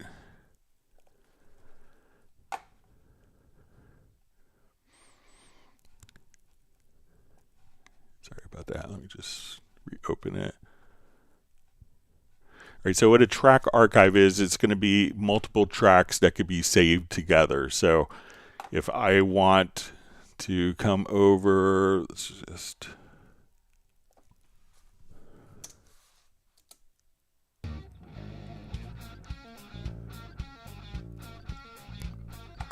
All right, so if I want to take these particular drums and I want to save them with an effects channel track, I want to save this or this bass. I want to save it not only with all of its audio capabilities. So let's say I have plugins on it. So we go to our distortion, and I want to do my VST bass amp, and we have some lovely Ampeg goodness on it. We have we'll come over here. Let's say, okay, let's do some magneto.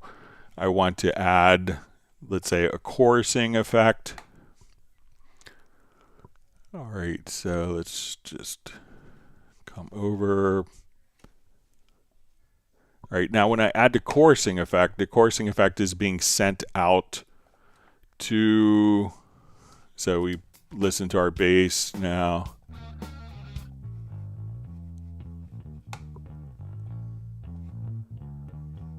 So let's say I want to have this track recalled completely. So, but this track is not only, so if I save the track preset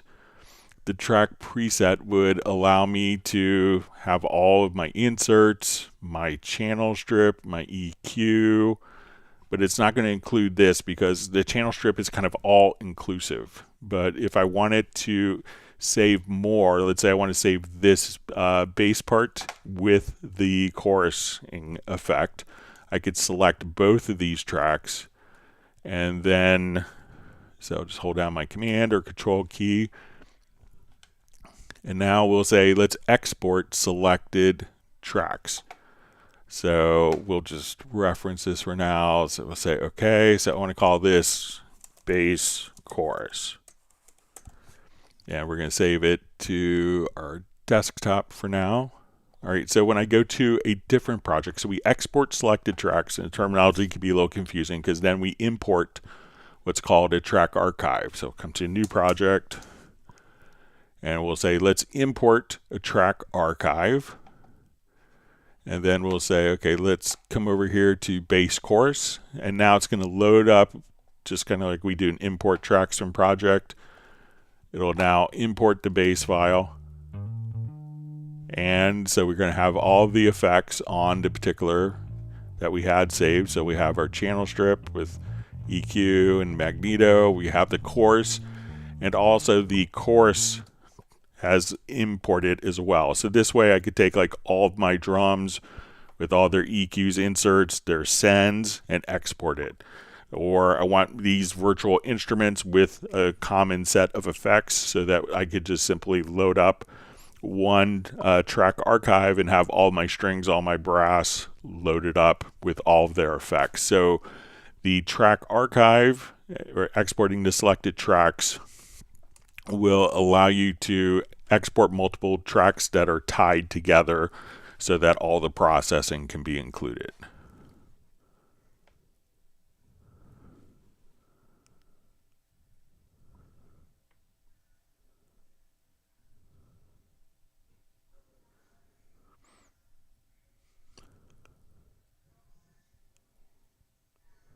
Okay.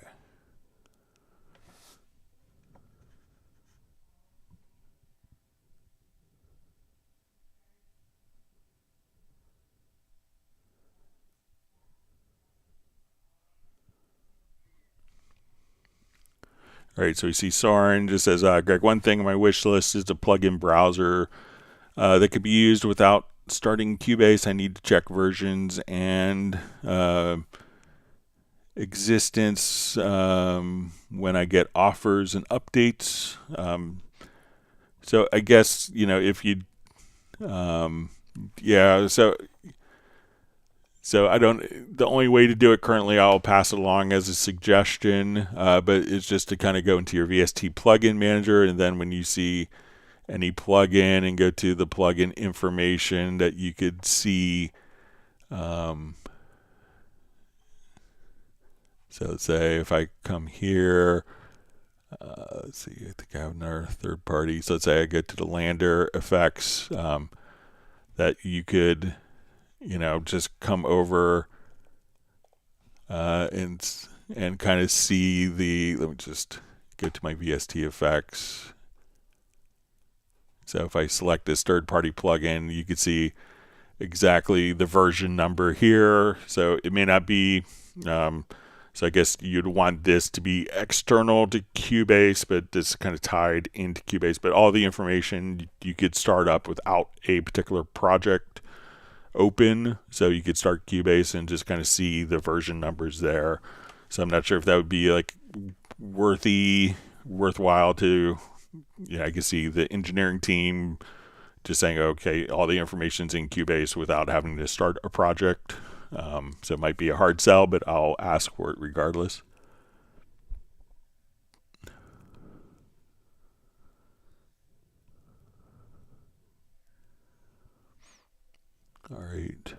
See Flyvy's back to being live.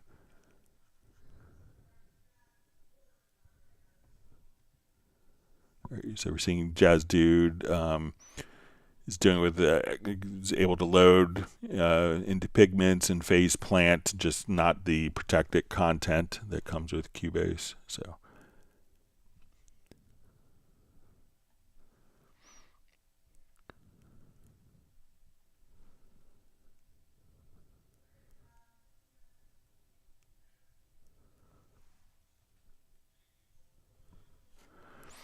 All right, so we see from Alan M. says the project cannot be saved because the system cannot find the file specified by the previous version of the project, has been left unchanged, and cannot be able to use Cubase 14 Pro because of this.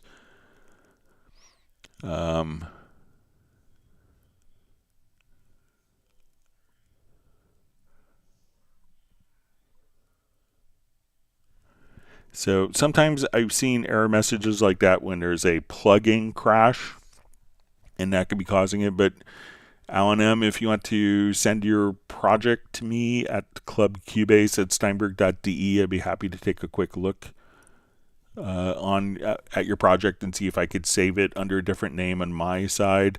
One other thing that you can do, like if you feel like you may need to rebuild a particular project, is just to come over and say, okay, you could say, okay, I want to do a new project, set your path, and come over here and say import tracks from project, select the particular project here. So say, okay, I want to come over, we'll select that, and then select all the events and see if you could open the project and perhaps resave it from there. So, but if you want to send me your project to clubcubase@steinberg.de, I'd be happy to take a look at it as well. All right, Luke Rant just asks, says, what's the topic of today's video? So generally are just going to be working just general Q&A on operating Cubase and other Steinberg programs. So there's no fixed topic. The topic is whatever questions that people have to ask. All right, wonderful to see Randy from Radar the band joining from Dallas area.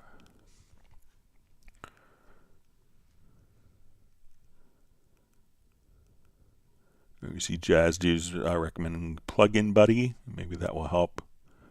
Soren's suggestion.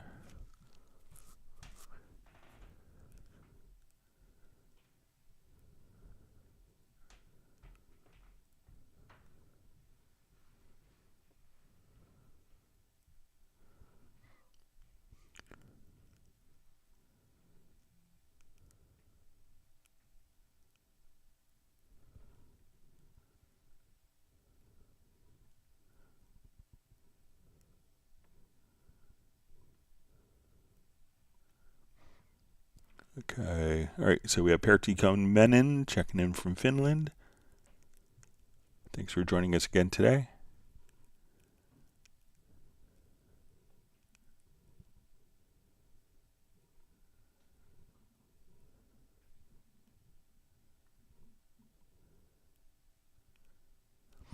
All right, so we see from Roland Stuff says, thanks for explaining the best way to use Warp Grid. All now clear.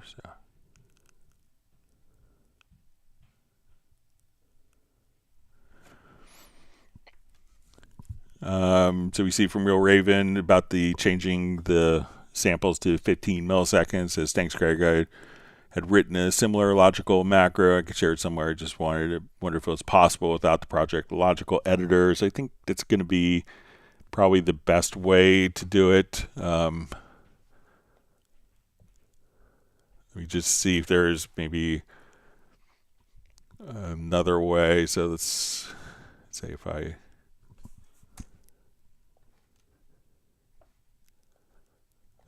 split this.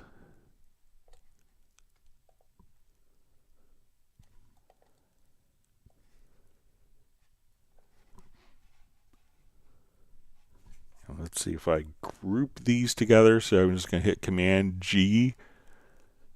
And let's see if we just change our length here.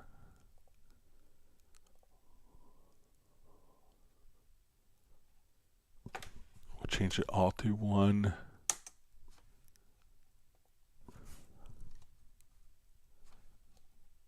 Right, so I'm going to go from 12 seconds to 1 second. We'll see if these all. Now, yeah, I mean, I think the Project Logical Editor, once you make the preset, works pretty well with that. All right, so we have Kay joining from Germany. Thanks for being online with us.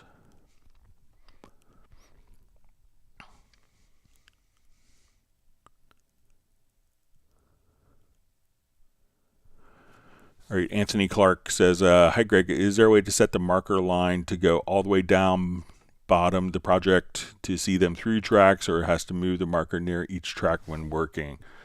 Okay, so let's say I will come over here. Let's just add a marker track.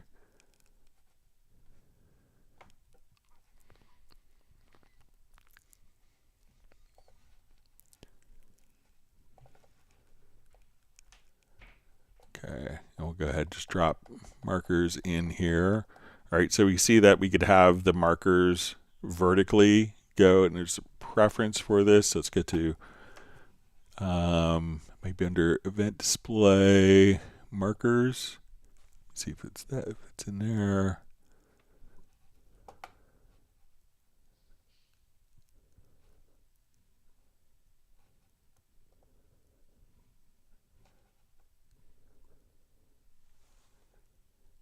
But yeah, there is a preference for it. Let me just see if it's.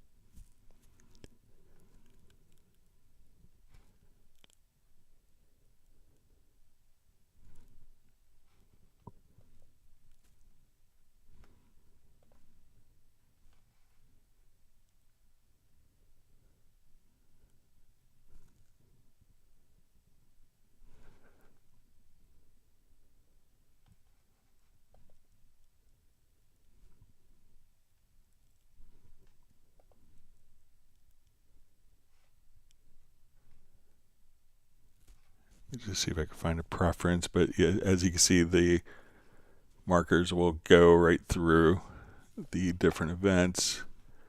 And I'll just choose a darker marker color here so we can.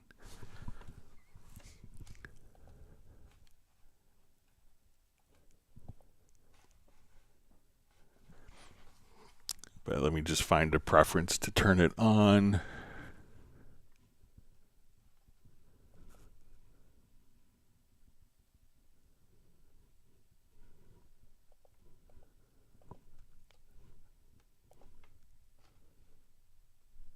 Okay, to show marker line. So if we choose this to be off, so I'll hit apply.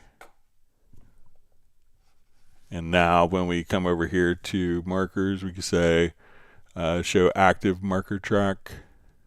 And now when we hit apply, let me just get the preferences open again. So we hit right here, apply, sorry for being dense with that. Then the marker tracks will be kind of throughout the whole line there, and even in like MIDI editors as well, you can see the marker lines. So again, go to preferences or settings, event display markers, and then if it's set to off, you do the active marker track, and then those will be visible throughout the vertical plane of your project.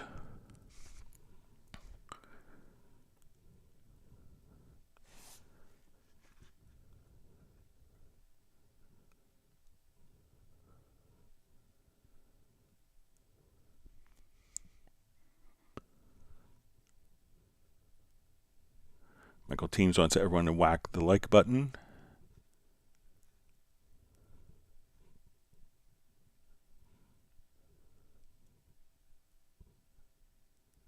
All right, we have Alti and Lee checking in from Austria.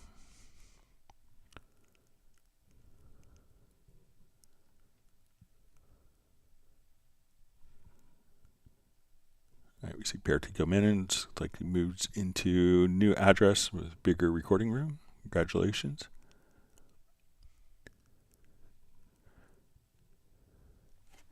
All right, so we have Contemplate Music, says he's on live stream number 4. So thanks for joining us and being part of the community.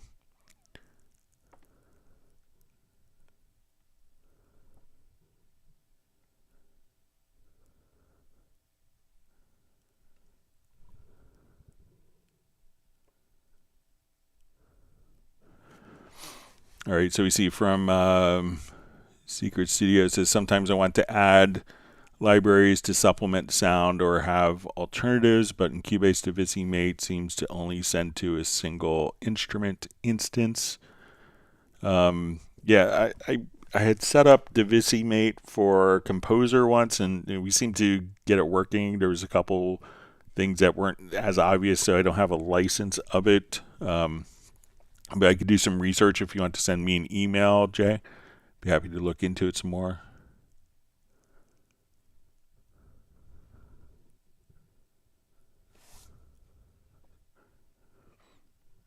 All right, great to see Matt Elston on.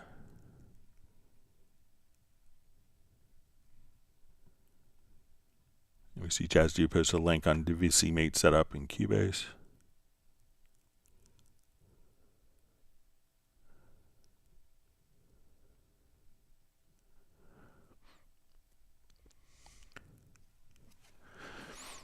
All right, so we see, hi Greg, can I use the same external, can I use the same external instrument on multiple tracks? Thanks. So if it's kind of configured as an external instrument, I think it's, it's going to be kind of set up. So let's go to your audio connections. And we go to your external instruments. So let's say if we have your MIDI X there. All right, so we have that kind of routed up.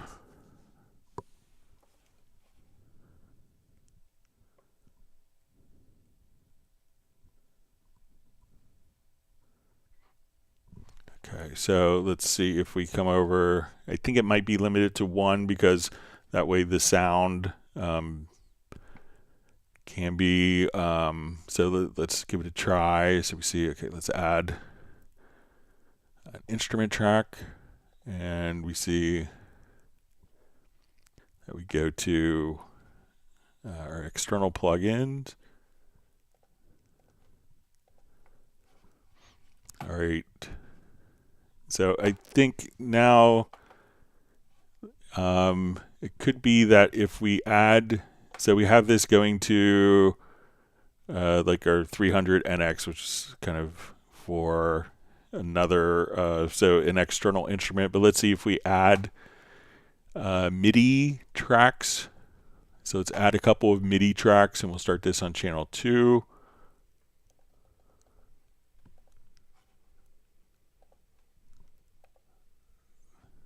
But now, okay, so seems all right. So we have this. So I think it's kind of set up so that the one instrument is sending the different audio in. If you're not using it as an external instrument, if you have a mixer of some kind, you could obviously send 16 channels of MIDI to or multiple channels of MIDI depending on a device. But when using it as an external instrument, it might be just limited to one particular instance, so that's always going to play back the intended sound. All right, so we see Doughboy and Jazz Dude just posting about, looks like Ozzy Osbourne had passed. So kind of sad news. I had a friend that was just working with him on some projects and said he was having a really hard time with his back surgery. So sorry to hear that. Glad he was able to do his farewell concert.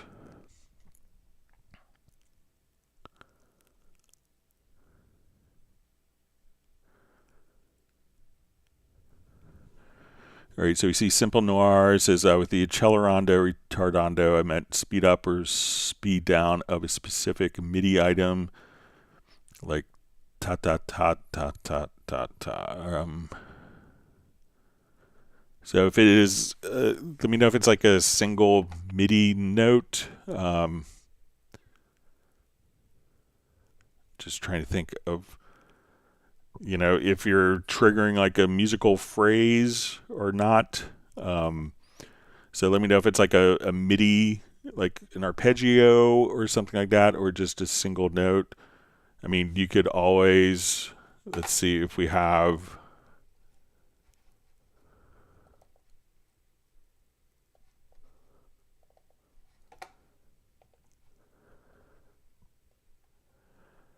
if we want to do,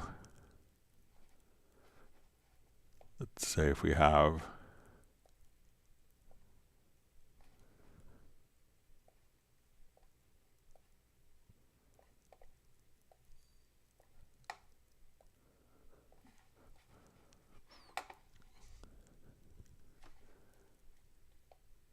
I mean, you could always do stuff like, okay, I want to take these particular,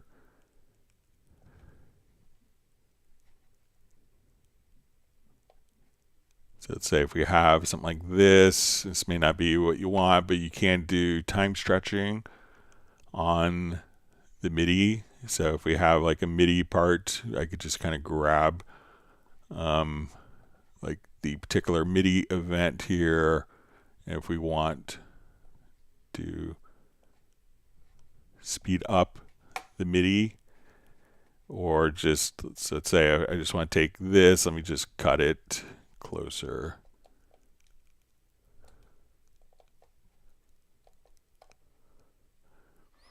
So now we could kind of time stretch the MIDI and different MIDI events like that, but let me know. And if we have,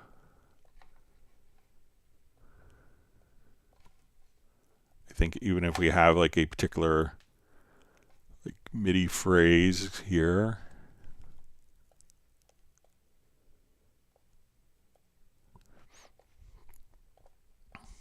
that if we switch our selection tool here to sizing applies time stretch, that you can just simply come right over here, and there may be other lengths, but I'm not sure if you need to, if you wanted to kind of control it in real time with the knob or just kind of edit it. But we could also just come over, and if it's something that you wanted to edit, you could also just go to like a logical editor and say type is equal to note, and we want to say, okay, let's affect the note length, or let's say,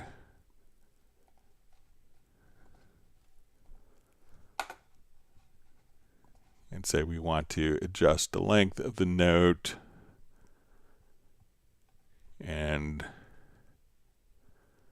we could say, multiply by 0.3.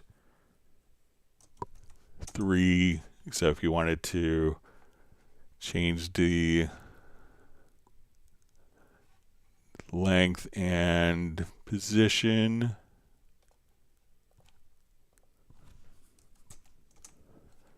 you could do stuff like that as well.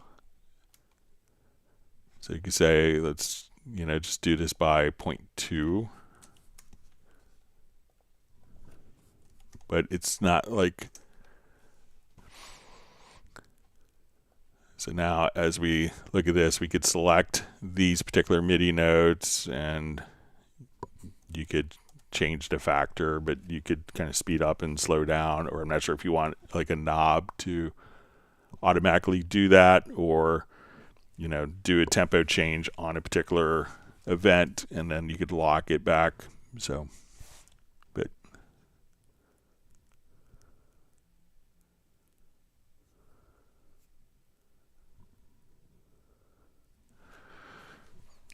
so we see a question: did Steinberg sort out lots of complaints around the spectral layers upgrade? I saw recently Cubase error Clar video, and it seems the upgrade comes too much early. So I don't think that there is a particular, I didn't hear many complaints at all on my end from it. So.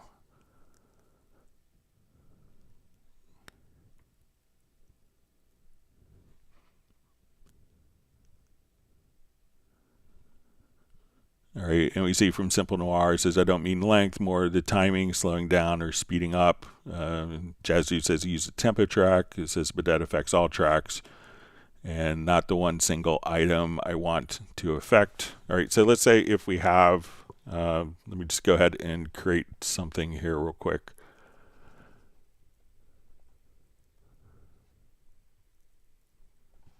Let's do a new project here, make it nice and clean. All right, so let's say we have kind of a drum loop going on just as our reference. Okay, so let's say I have this in musical mode. Now I want to take, let's just add, let's say retro log.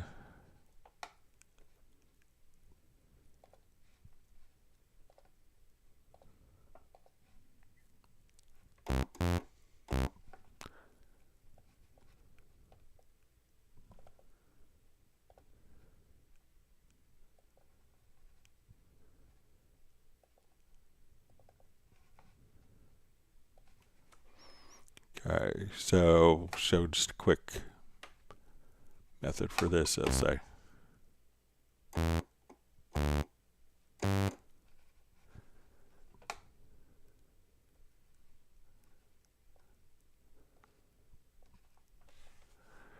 All right, so let's say we have this going on.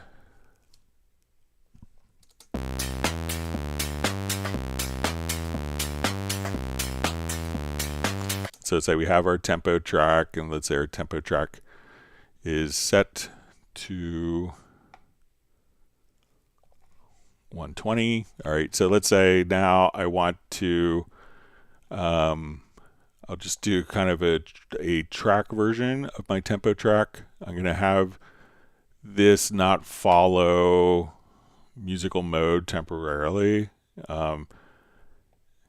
Or I guess it doesn't matter. So let's see, I think. All right, so let's say I want this for it to speed up and slow down.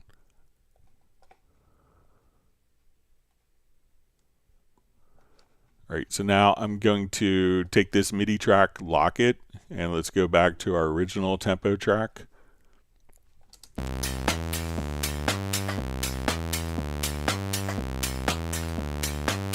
And let me just have this not. All right, let me see if we make sure I had this in musical mode. Okay, so let's say now I'll put this into musical mode. I think I did. So we should hear the.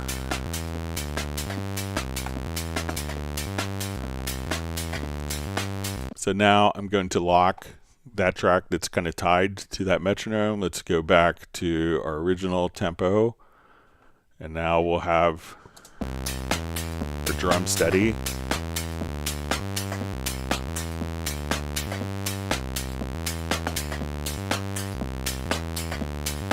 Let's see if that's.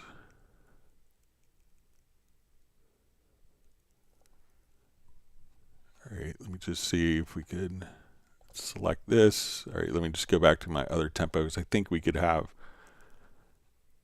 this kind of, let's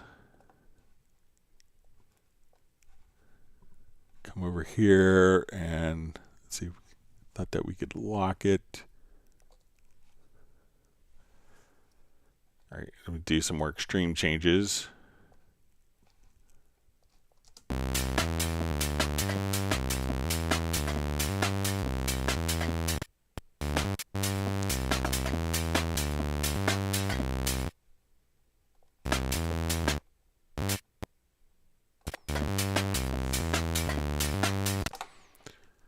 All right, so let's see if we do this. Let's lock position. Go back to our original tempo.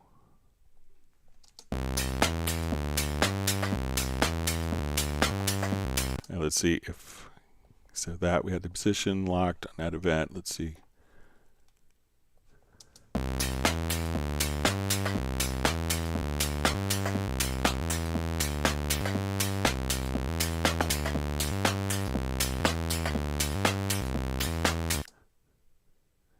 Or let's see another, so let's say if we do this and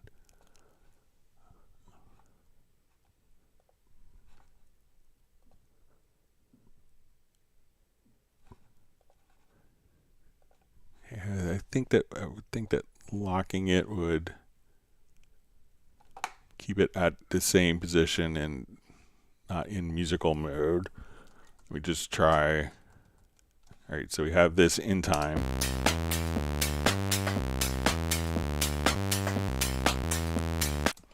All right, let me just quantize all these so that they're.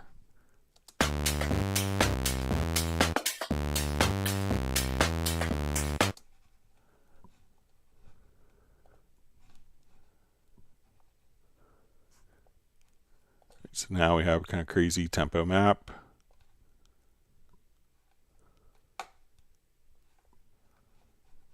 And let's put this into musical mode. So now.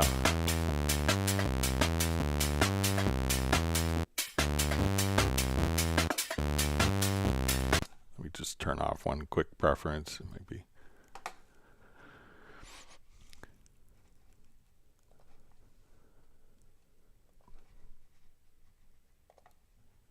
All right, so now the bass is playing faster.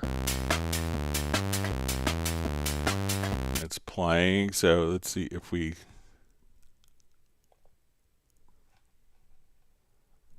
take it out of musical mode and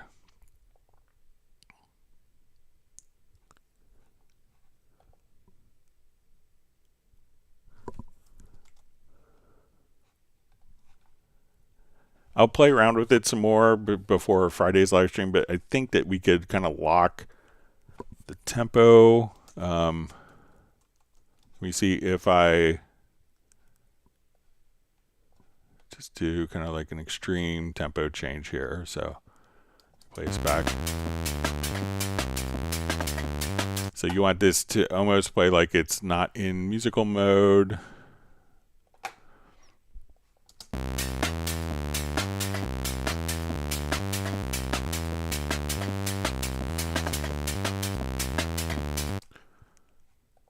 So let me just take the event and take that off musical mode, and now.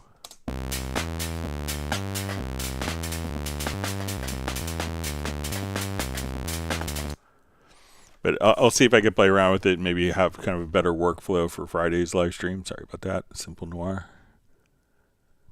Okay.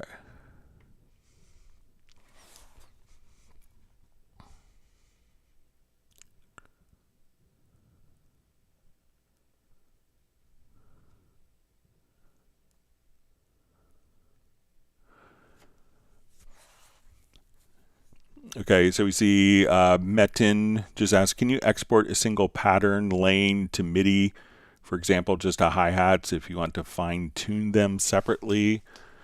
All right, so let's say we have a pattern here. So let me just add a quick, I'll just add a drum track. All right, so let's say we want to just put our hi-hats in.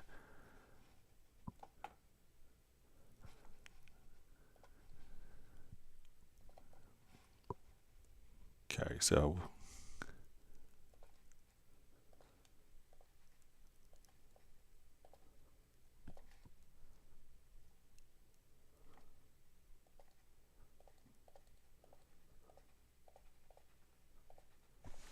all right, so say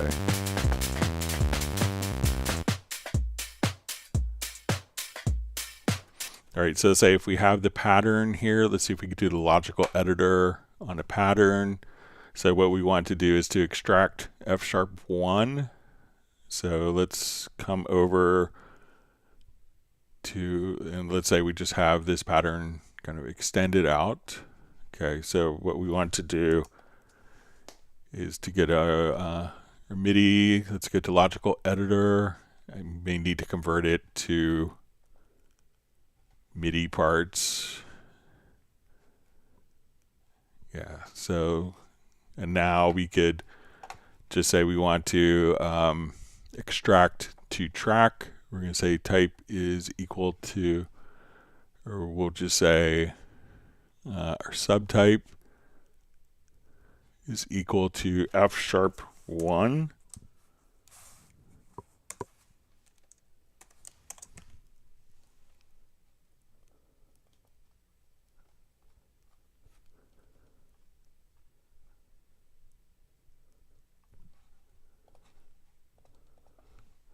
So you might have to convert that into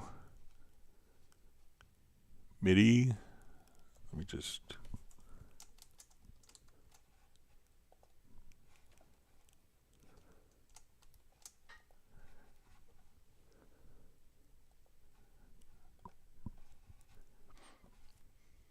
All right, so let me just drag this out again.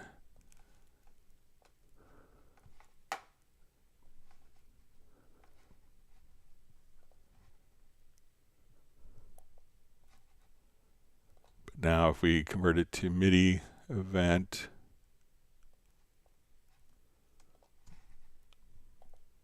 then we could extract all the F#1s to its own track. So if you just come over here, you can say extract to track, and then you want to, and you could choose subtype, which will be the subtype is the pitch, and it would say the pitch is equal to F#1, and then that will automatically extract it to the particular track to F#1, so you could edit just a hi-hat in MIDI if you wanted to.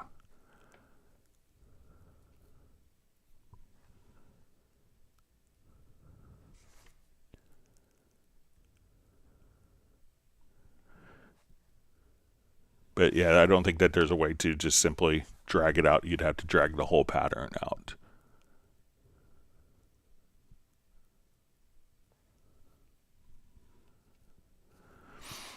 All right, so we see Stripes Lock. I've been able to use FL Studio Multi as an external VST up until this week. Now it just freezes Cubase. And the topic of external instruments is up to Image Line to look into. So generally, you know, like if you're having issues with a plugin in Cubase, it's always good to check with the particular with the particular plugin manufacturer, and see if there's any changes or automatic updates that may have occurred that may have been a change.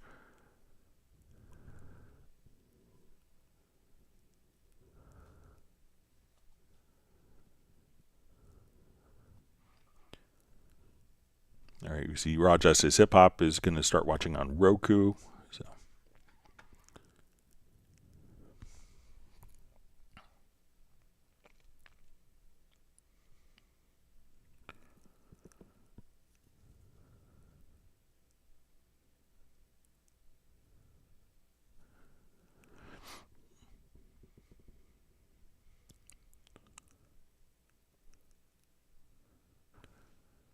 All right, so we see Simple Noir just says, I want a repeated MIDI note like C1, which is played 8 times now, speeding up gradually from example quarters to 64ths. All right, so we may be able to do a different approach. I'm just going to be, let's say, a single note here.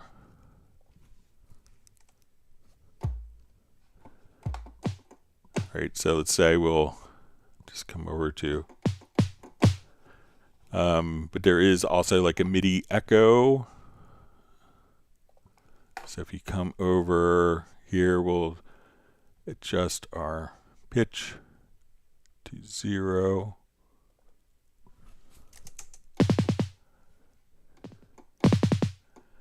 All right, and here we could just say, okay, I want to change my echo from, let's say, quarter.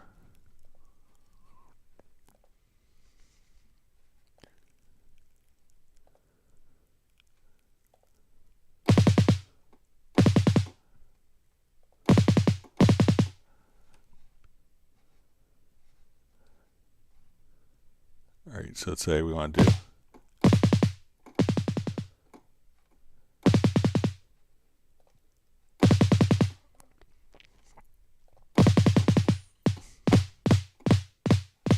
All right, so now when we have, I could have quarter notes, and let's say I want to go to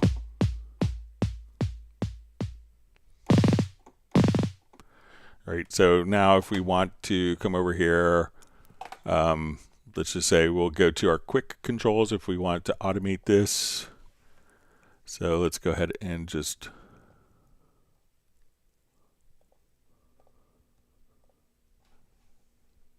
I think we could just say delay and look for the MIDI.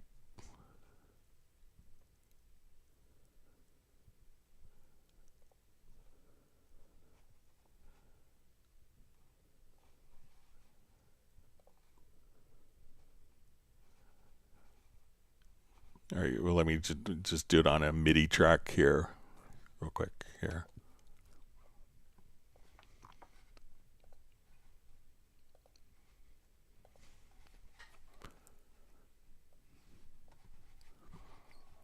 Okay, so just load up Kit.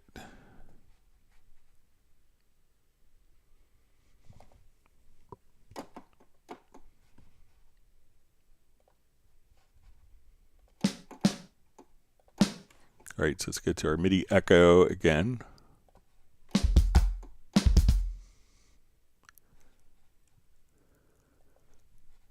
All right, let me just adjust my MIDI echo so it doesn't change the pitch.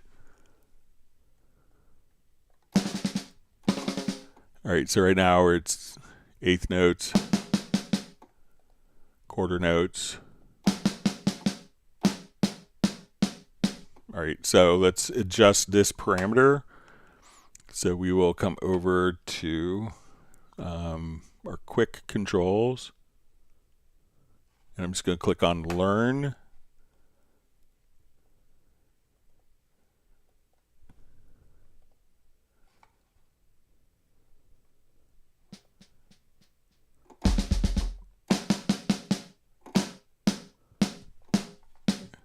And let me just see if we can find the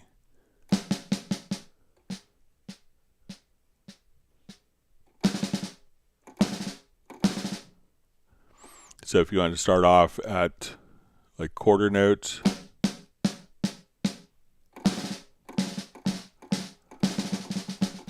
so you could do like control and kind of automate the parameters.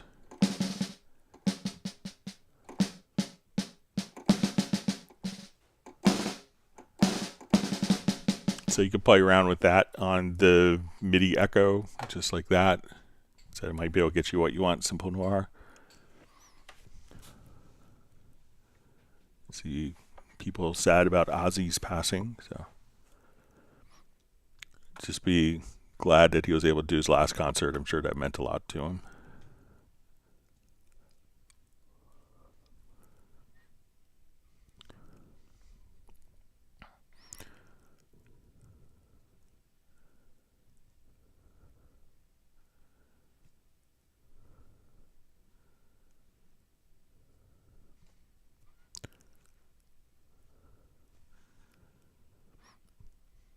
All right, so Sable Winters got her update from Spectral to Spectral 12 all sorted out. Great to hear. All right, Glee Innocenti says, if I want to record a voice, having the track slow down and pitch down, sing it to pitch, and then put the speed again to the right one. It says, I tried exporting the instrument, but the slices don't keep in time. So I would check, when you're doing that, you have to make sure. So if we were just to do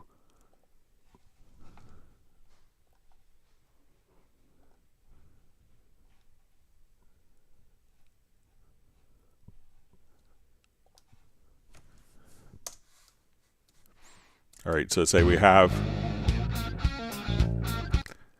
so if I was here, let me just,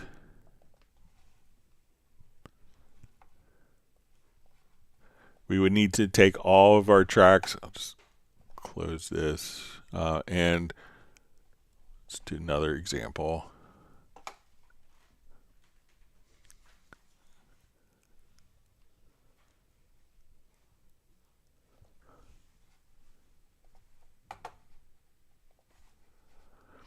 All right, so what we could do is, so say we have both MIDI and audio here in this.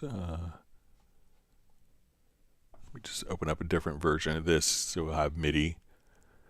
So your MIDI may not kind of do the pitch shifting automatically, so just kind of be aware of that. But if we wanted to, take our audio, so let's say if we're playing this, we could switch the time stretching to elastic tape.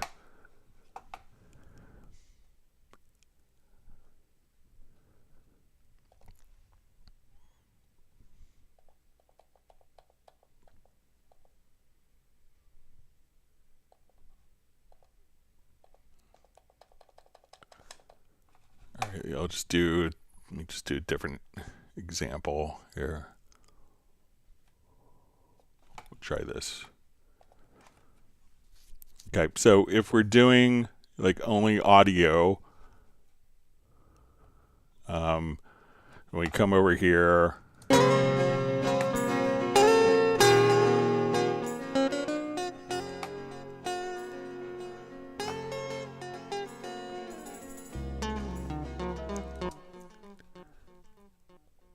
my sample rates are off today. Let me just try one more project. All right, here we'll do this one. This should be.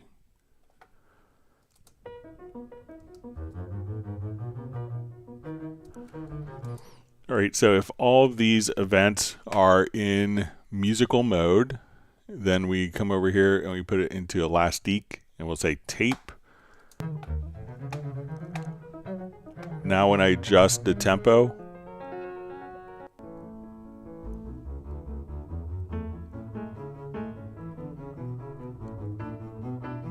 so let's say we go to 120, it's going to speed up and change the pitch, like.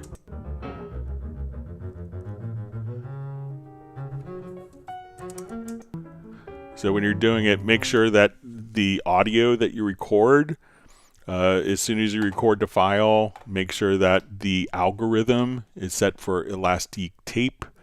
And then when so you can record it at a lower pitch, and then as you just simply raise the tempo, and that's like the very speed control on the tape deck, then all of the tracks will speed up. And make sure that all the tracks, that their algorithm is set to very speed, to the very speed option, which is the tape in Elastic Pro.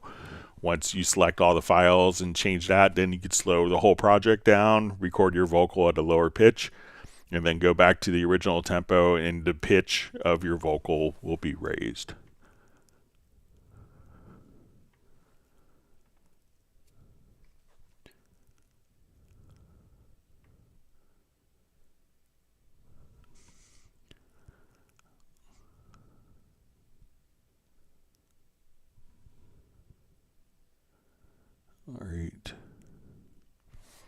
All right, so we have great to see Fujimoto, checking in from Atlanta, wonderfully talented composer. Thanks for joining us today.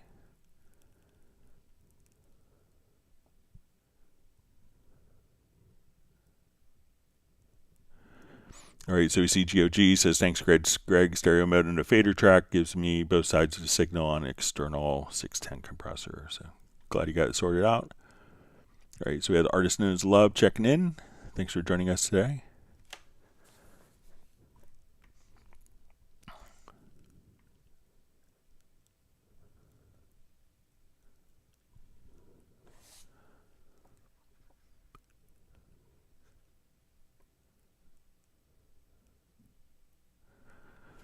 All right, Contemplate Music says, hi, Greg. I put some plugins in inserts to print them in, but when I listen back, they haven't.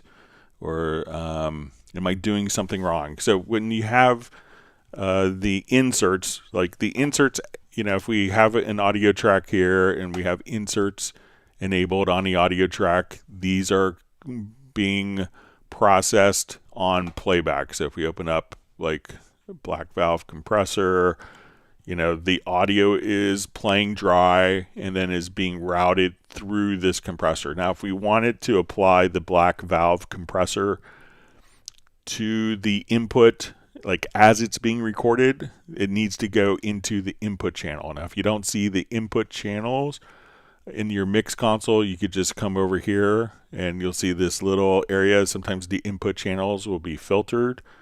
But now when we see like the red faders here on the left hand side, those are generally the input channels.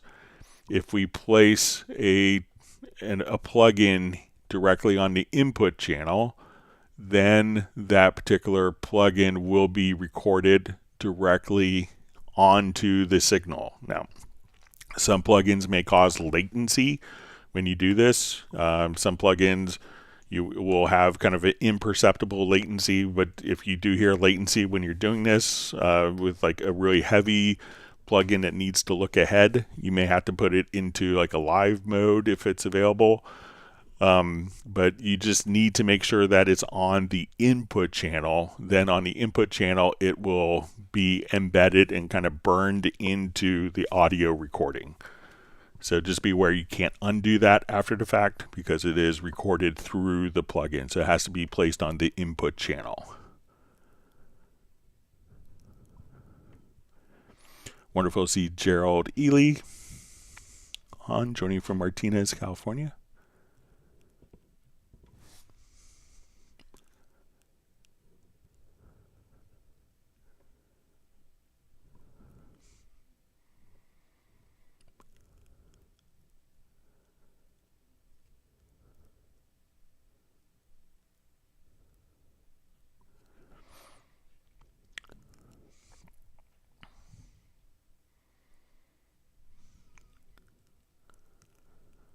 All right.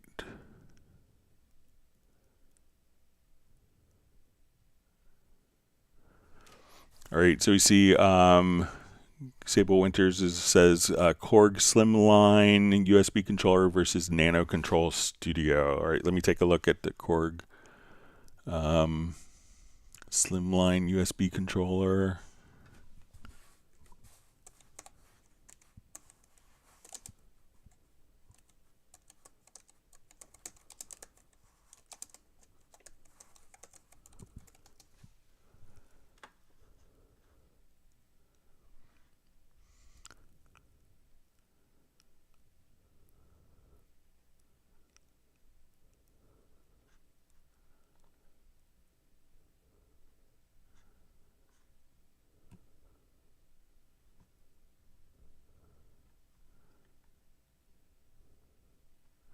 All right, just came up on a Bing search, which isn't very good for finding the right image.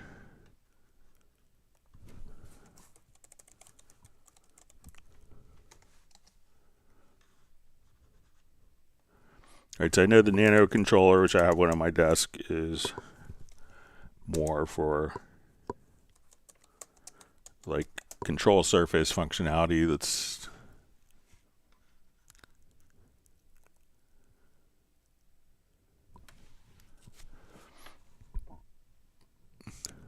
all right, so I see drum pads. Let me just see if there's other ones in the series here.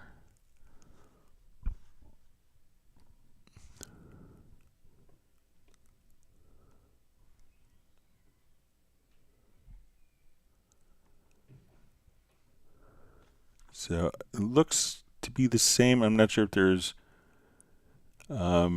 the Nano control is I see it kind of on the Korg website as a slimline USB controller, which looks kind of like the same unit I have. So it might be the same. The Nano Control 2 seems kind of like the same. So I'm not sure if the slimline is different. Let me just reread the question from Sable. So I think maybe the Nano Control Studio might have more, like I have the Nano Control. I think the Nano Control Studio has more. Let me just look at that real quick. I think that may just have more controls. It might be a little larger.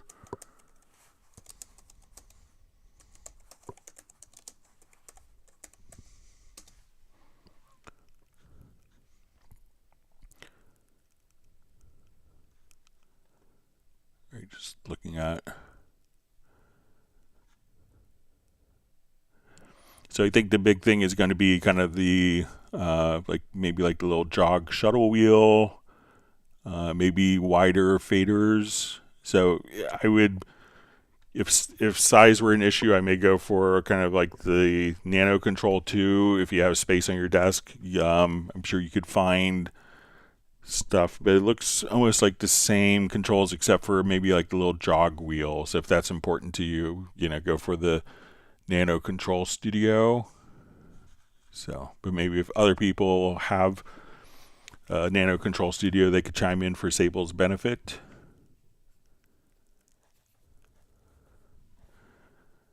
All right, so we see Soren says, I might just have been subject of a con man. He wanted to make text to songs. I sent him an MP3 with an abandoned song I had. He then had his profile on Facebook and took away the offer to help with text. Yeah. Well, hope nothing nefarious happens to you.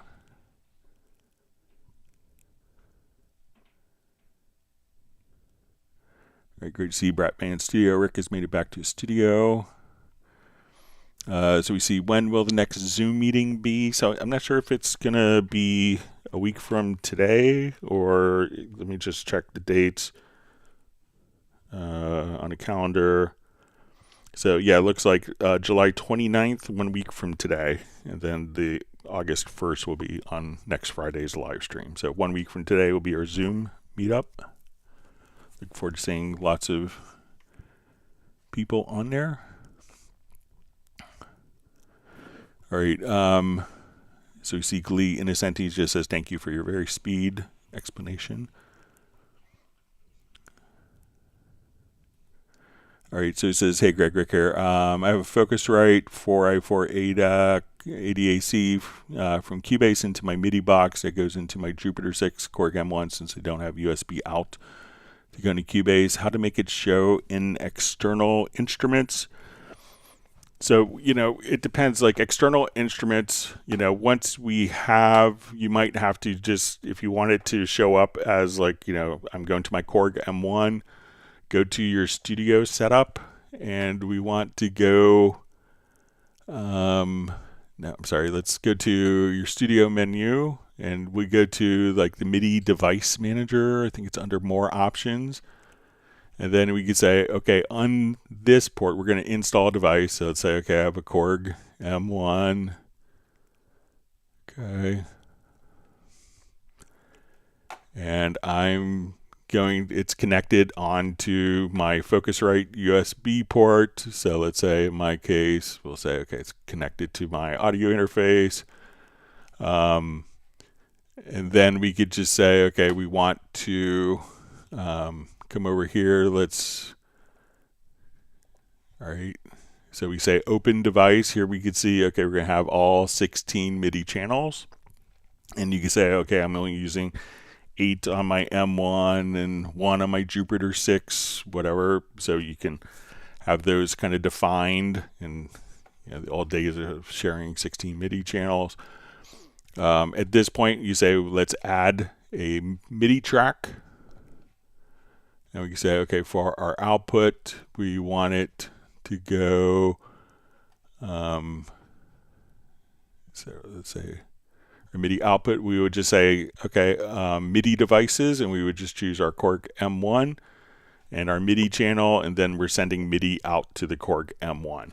Now, if you have a mixer, you don't have to worry about bringing the audio back into it. Some people don't have a mixer and just want to take the audio out of their device to an input of the audio interface. And if that's the case, then we would have to go to your audio connections, and then we would just say, okay, under external instrument, add your M1, and then tell it what inputs your M1 is coming back into, or your Jupiter 6.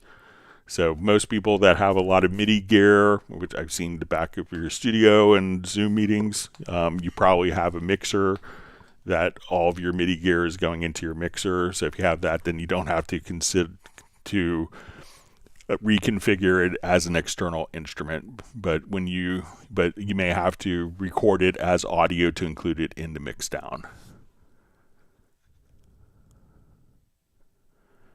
All right, so we see Alexander's joined us. Thanks, sir.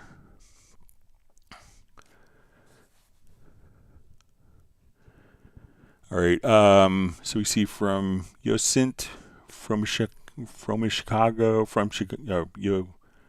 Usaint from Chicago. All right. So, hey, Greg, any insight on project file management / organization on a PC? I'm on Windows 11. So if we're doing a new project, it's always a great idea. So you come here to new project, and then you'll see, okay, by default, it'll prompt you for a project location. And you may see me when I'm kind of making projects in the live stream. I just kind of rip through this because I'm not thinking necessarily about saving the projects I'm creating for later. But when we get to this stage, make sure that this little button is critical. So in Cubase 10.5 and earlier, I think this would be the default, but here it's prompt for project location. So the best rule of thumb is to have a separate project. Each project have a separate and unique folder. So, a unique separate folder for each project. So now when I click on create empty, it's going to ask me for a folder. So we said, okay, I want to come over here. Let's go to, I'm going to make a new folder. And if you're doing an album project, if people are still doing album projects, you could have a folder of the album and create a subfolder for each song. So now that we do this, we'll say, okay, we're going to call this July 22nd, 2025. Okay, and if I tell my keyboard to get the right computer, all right.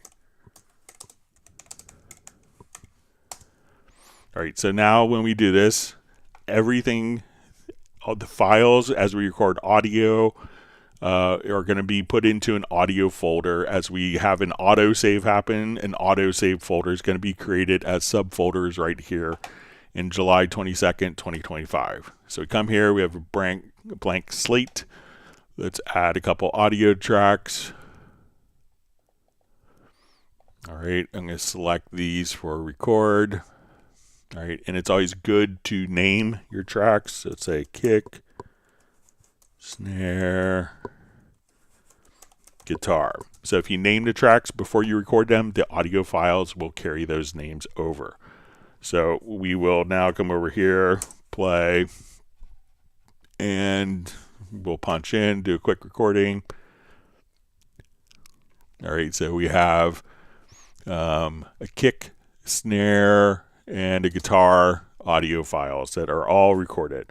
Now, when we go into our pool, we could see that if we look at the path, we can slide over, we can see, okay, we're put into my documents, projects, Hangouts, July 18th, 2025. And if we kind of extend this over more, that we could see that, that we put it in our July 22nd, 2025 folder. Now at this point, we've recorded songs, we've recorded audio, it's created an audio folder. So if we were to just come over and let's see if we could, so if we go to our file now and we look at our July 22nd, so let's just come over here.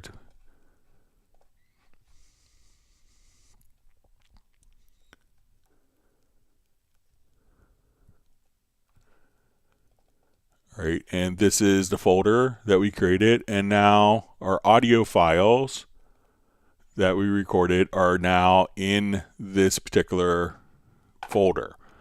Now, at this point, I haven't saved the song. Okay, so I've recorded audio, I've recorded MIDI, but I haven't saved a project. So it's like a word processor. I typed a bunch of words in, and we have to save it under a particular name. So at this point, I'm going to say, let's take this project. I'm going to save as July 22nd, 2025. File organization. Okay, so now when I save it, it automatically saves it into the project folder that we defined. So when we come back over here, we can see that now within that folder that we're just looking at, the project is automatically loaded up right there. So now when we load this project, it's going to look into the audio folder for the files that are referenced within the project. So if you have a separate, distinct folder for each project, that'll make your life so much easier in the long run. So let me know if that's helpful for you.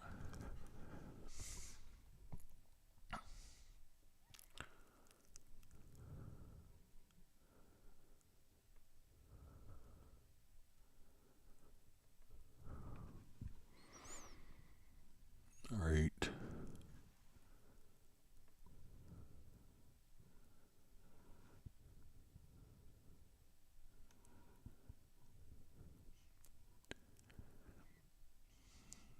Okay, so we just see a question. All right, make sure I didn't miss any. All right, so we see a question.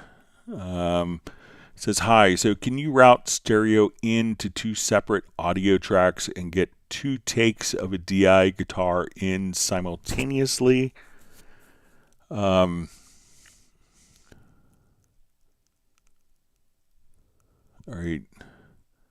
Can you route stereo into two separate audio tracks and get two takes of a DI guitar in? So are you recording two different sources? Let me just reread this.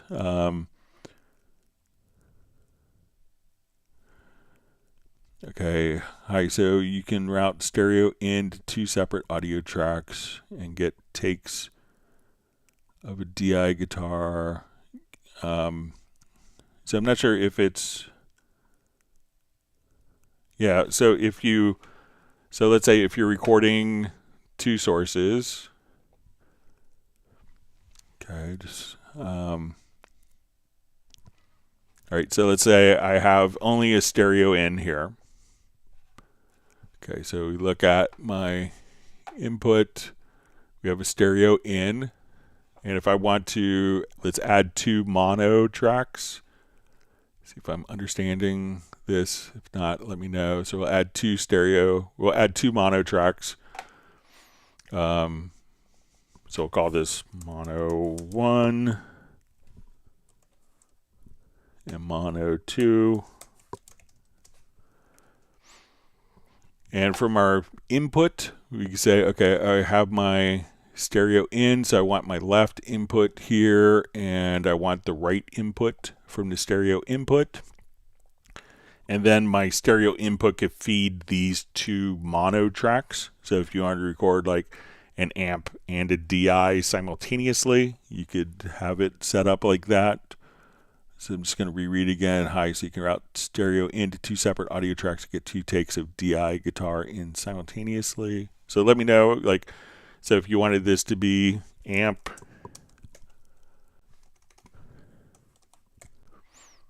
and DI, you know, you could do that as well.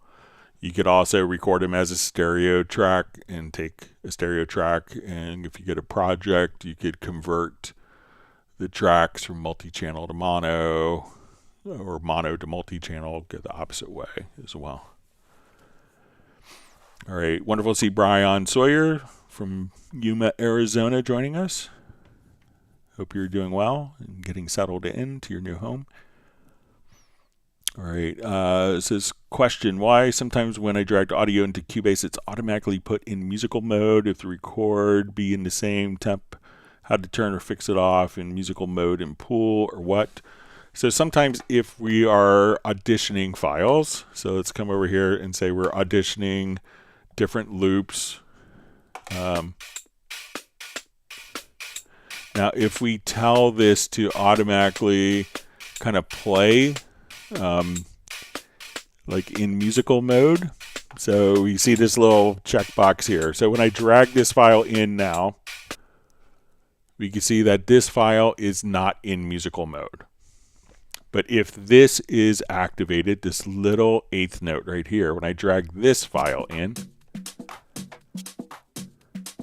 that this is automatically placed into musical mode when it's dragged. So if the file, if you're going through loops and you're previewing in musical mode right here, then when musical mode is turned on, it's dragged in. It's going to be in musical mode. When this is turned off, then it's not going to be in musical mode. So it's just this little thing. So if you're previewing it, and you're previewing it with the tempo of the project, it's assuming that you want it to be in musical mode, and you could just drag and drop it right in. So just try turning this button on and off. So when it's off, it won't be in musical mode. When it's on, the dragged in media will be in musical mode.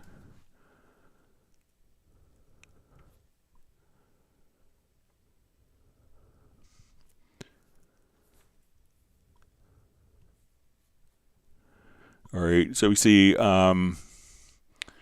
what's the best setup for live looping in Cubase. So there's lots of people will set up different songs where, like if you're doing, live looping there's a lot of different ways to approach that. But let's say if we wanted to do, let me see if I have this in.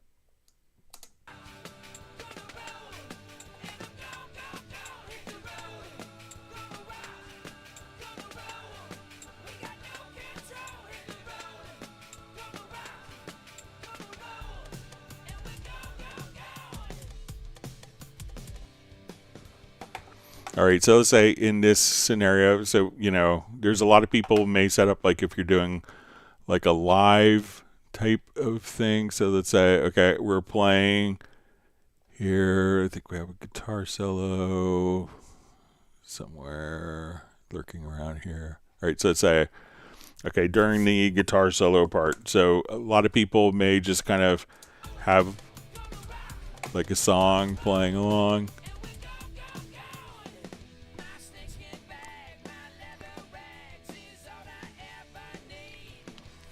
And then people will have like a foot switch to kind of come over here and say, and they may have a section like a guitar solo.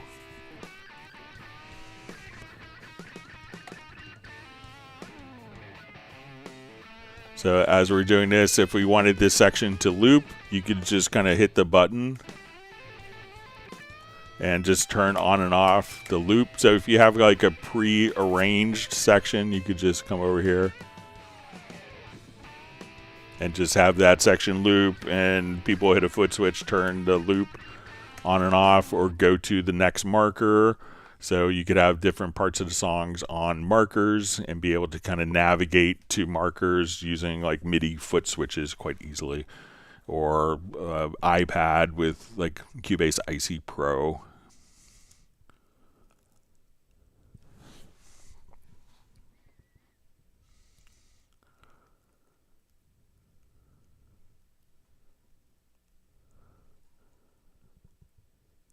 You see Sable just saying, thanks, Greg. Sometimes new acquisitions can be frightening.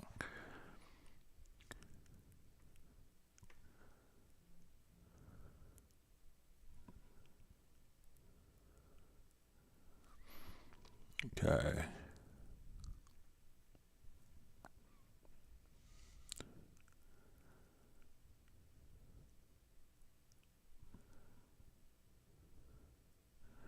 All right, Roland Stuff asks, hi Greg, could you please explain how to, let me clear my throat. Could you please explain how to get parts separated by spectrolers placed into separate event window tracks? And can the original composite track be kept intact? All right, so let me just open up a quick project that's already kind of pre-unmixed.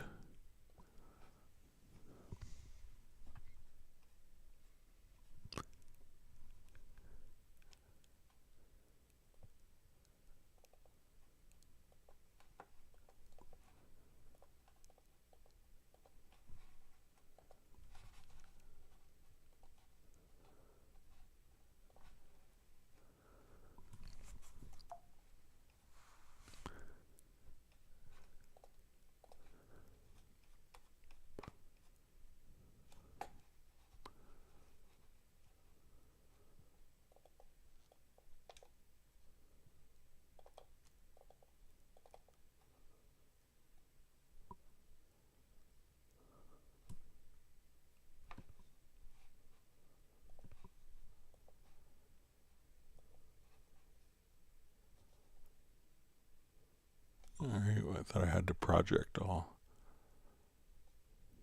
All right, I'll just do another one here quickly.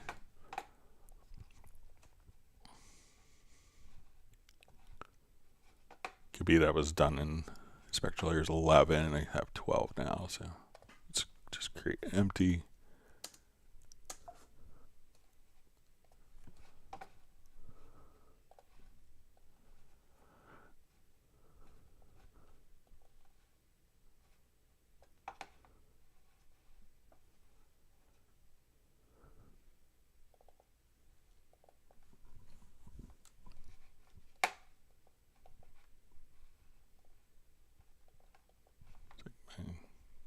Mac OS is acting odd.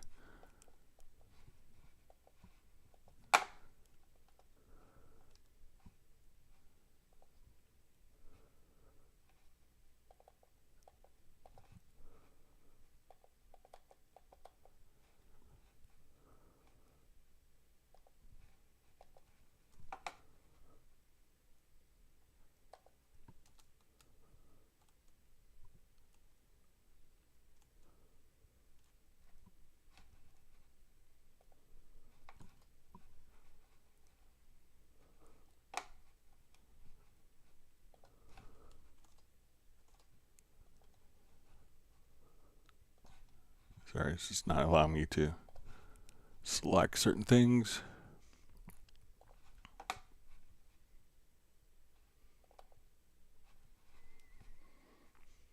Okay.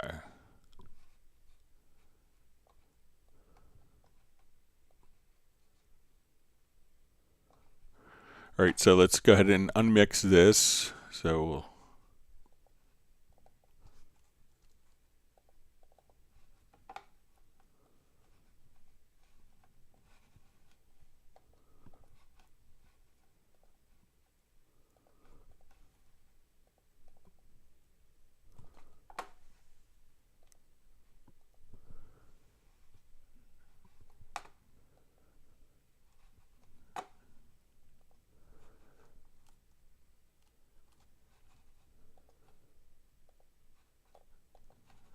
just going to exit out my Cubase and reboot it, so it's acting.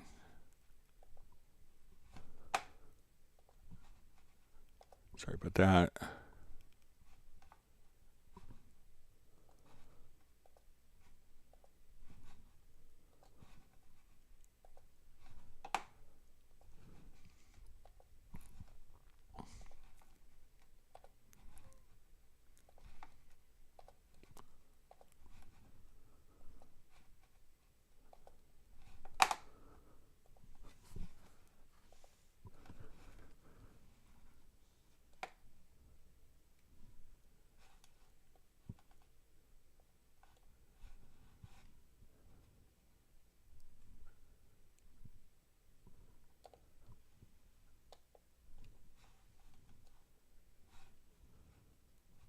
All right, so let me just restart it here. Sorry about that.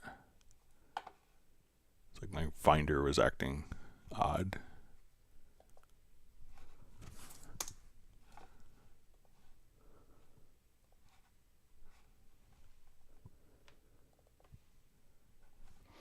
Okay, so let's unmix.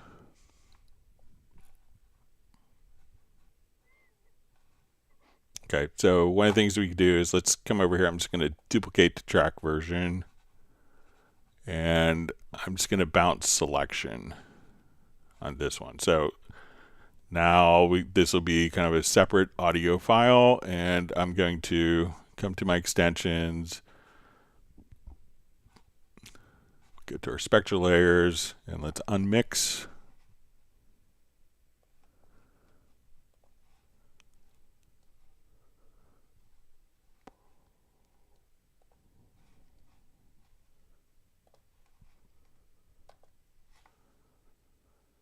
Okay, we'll just give it a second, minute here or two.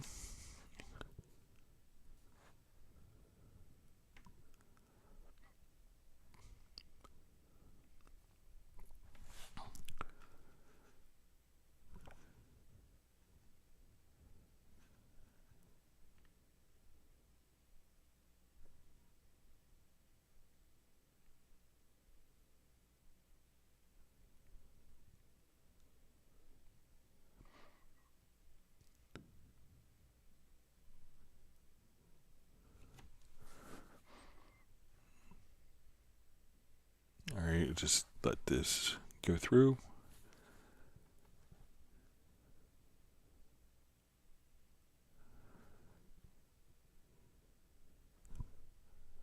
All right, about 35% done. So once we start to unmix a particular song, so, again, I make this analogy, it's like, taking the eggs out of the cake after it's been made. Then, we can kind of have the different instruments, and the instruments will show up as layers, and those layers combined kind of make the original song. And if we want to listen to kind of, the original file, as we drag, let's say, the vocals out of this file into it, it's going to remove the vocals from the backing track. So we'll just show it to you here in a second.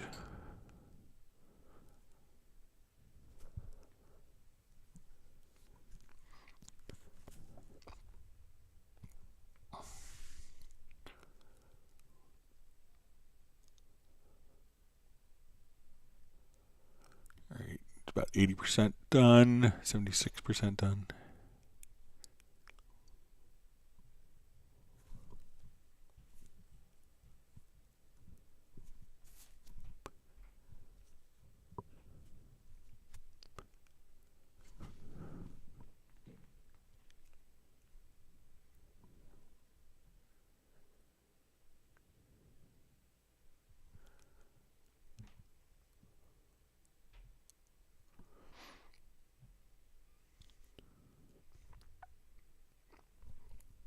Okay, so we see still in Cubase here our original file.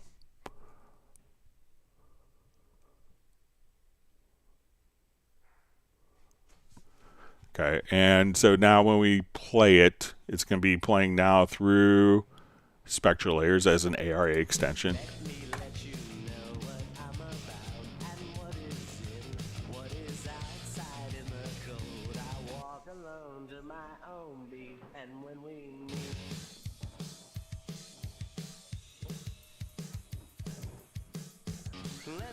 So now we have this is the full track, and we see kind of represented here, but if I drag the vocals out and we place it on its own track here, the vocals have now kind of automatically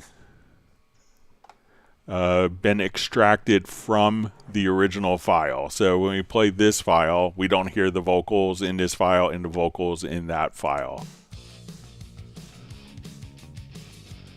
So that is taking the vocals out. But because I made a track version, I could hear the original. And I could go to kind of the unmixed stem without the vocal and listen to that. So if we come over here as we do this, we could say, okay, like let's say I think the bass is too loud. So I could take my bass part here, and I could make the bass louder or softer afterwards. But so now that I've dragged this out, the bass is taken out of this performance and the vocal is taken out of that performance because we dragged it out so it's not playing simultaneously as it's so we're not hearing both the original and these separated stems, but and that's why you could use kind of track versions. Here's the original. So now if we listen to the unmixed one,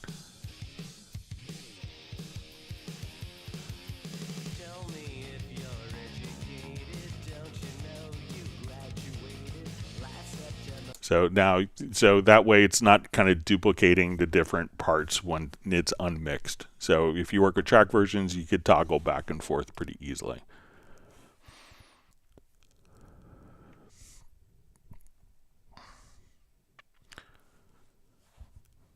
All right.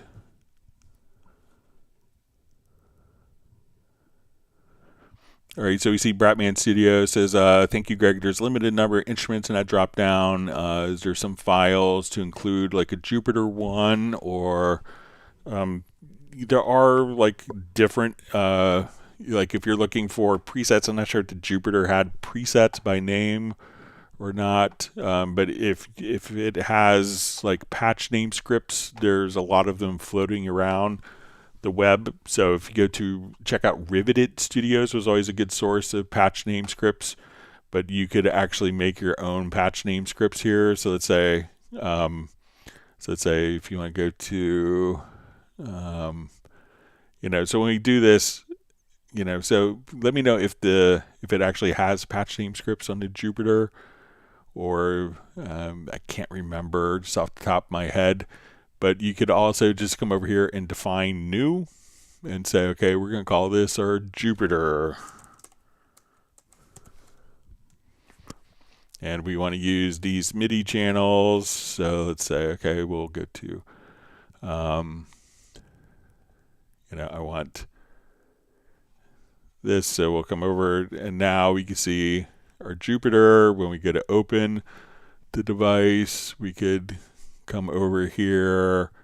And if you want to like go to the different channels, you could actually say, okay, we want to go to patch banks, and you could type in patch name scripts here. So you can say, okay, let's create a bank, and our first patch name is whatever. So you could have those in, and you could also have kind of a lot of people do it in Excel as well. So you can make your own, or so. If you don't see one there, but look online, check out Riveted Studios is a good resource for patch name scripts. I haven't been there in a long time, but it was always a good place to go hunting. All right. So we see Usaint from Chicago says, that's awesome, Greg.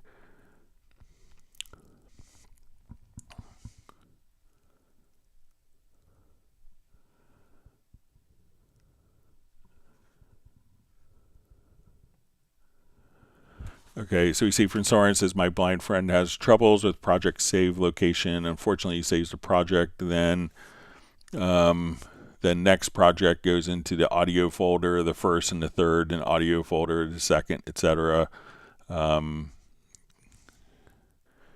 it says, could save location choice be made simpler in future versions? So by default, the save location goes into the project folder that was created. And I help, several blind users, and interestingly enough, they usually have the best file management on their computers because, they have to navigate hearing, just thinking of my friend Greg Lukens, and he could find files on his computers faster than anyone else. And, he's completely blind, and just using kind of JAWS screen reader, but he's always kind of has a great sense of where files are going. So, just have your friend make sure that, when they go to, just start each project with a unique folder, and then whenever they save their project, it's always going to go to the correct folder. So.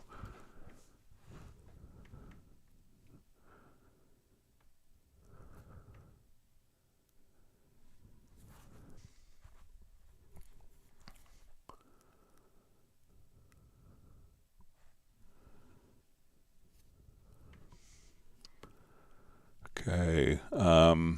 We see from Giorgio Phoenix. Hi, I'm not sure if you answered this question already, but I wonder if it's possible to import a groove swing from Machine, Logic, MPC, etc. Thanks.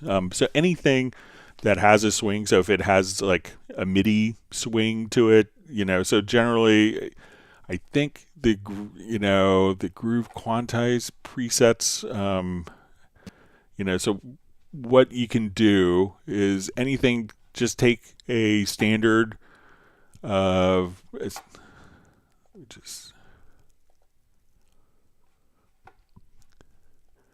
take a just like 16th notes or whatever. So let's say we just come over and let's say we do I'll just start with a quick drum track. So let's say, okay, we want hi-hats here. And let's get to the editors. Let's say we have straight. All right, so say we listen to this and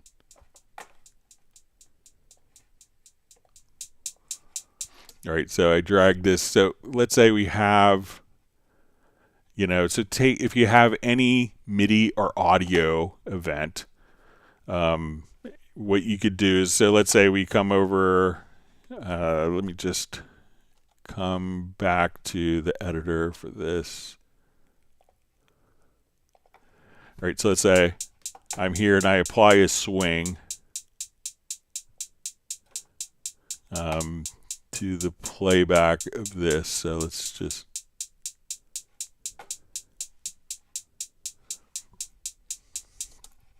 okay, so let's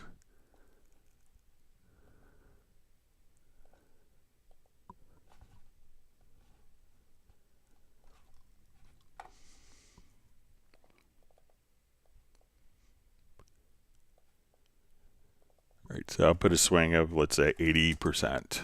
All right, so, and we'll make this into 16th notes. So now when we come over here, I'm going to apply this particular swing. So if you have like a MIDI file that just has those particular swings on the particular files, all you have to do then is just drag the file. You could just drag it directly to, take any swing file and just drag it right in, and that will make a quantized preset. So, if you have a particular loop, so it may not translate, and say, okay, import these swing files, but any file that's been processed with that, whether it's MIDI or audio, you can come over. So let's say if we just go to quick drum loop, and we're auditioning, and I like this particular feel, I could just drag that to the audio right into my quantize window, save it as a preset, and apply that preset to this file, and just say, okay, let's quantize that particular MIDI file based on this groove. So anytime that you have anything that has a swing that you like, or just, I really like this Steely Dan groove, just drop it in, save it as a preset, and then you're able to kind of call that up anytime you want. But there's also kind of standard swing that you could apply if we wanted to take even on playback. So let's take this particular one and say, let's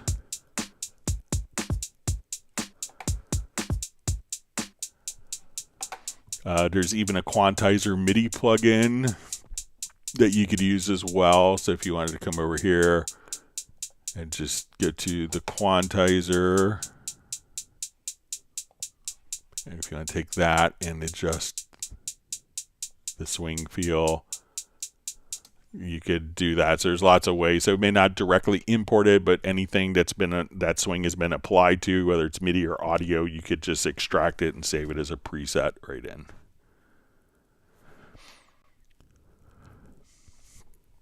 All right, Soren asks, I accidentally had Vox with rendered reverb on the Vox and worked with Vari Audio. I think it was all right, but is it better to de-reverb with spectral layers first and then Vari Audio? Should I redo? I would probably err on the side of just doing the tuning with Vari Audio with the reverb on. I think that would kind of give you the best results, because if the reverb is on, it's probably going to be on overall, so you can make your pitch adjustments with the reverb in mind.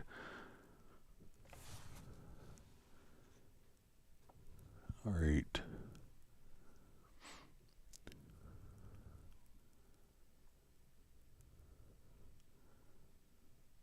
All right, we see Michael Teams granting to Graham Witcher. Great to see Graham on.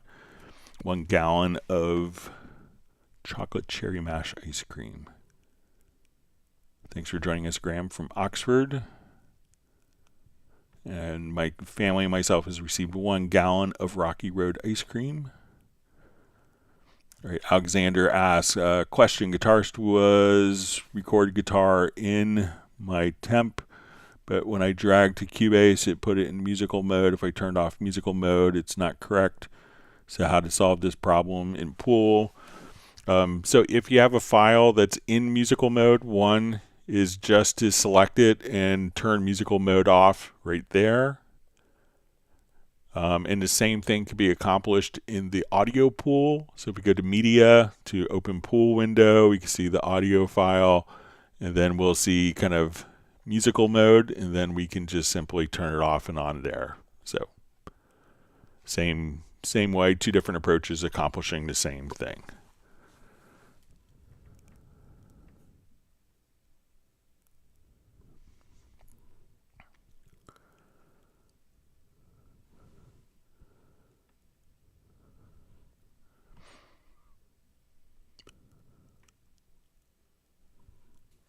All right, so we see Bratman Studio just says I got the M1 in, loving its drop down now. I'm on channel 3, and now to get the Jupiter's channel 3.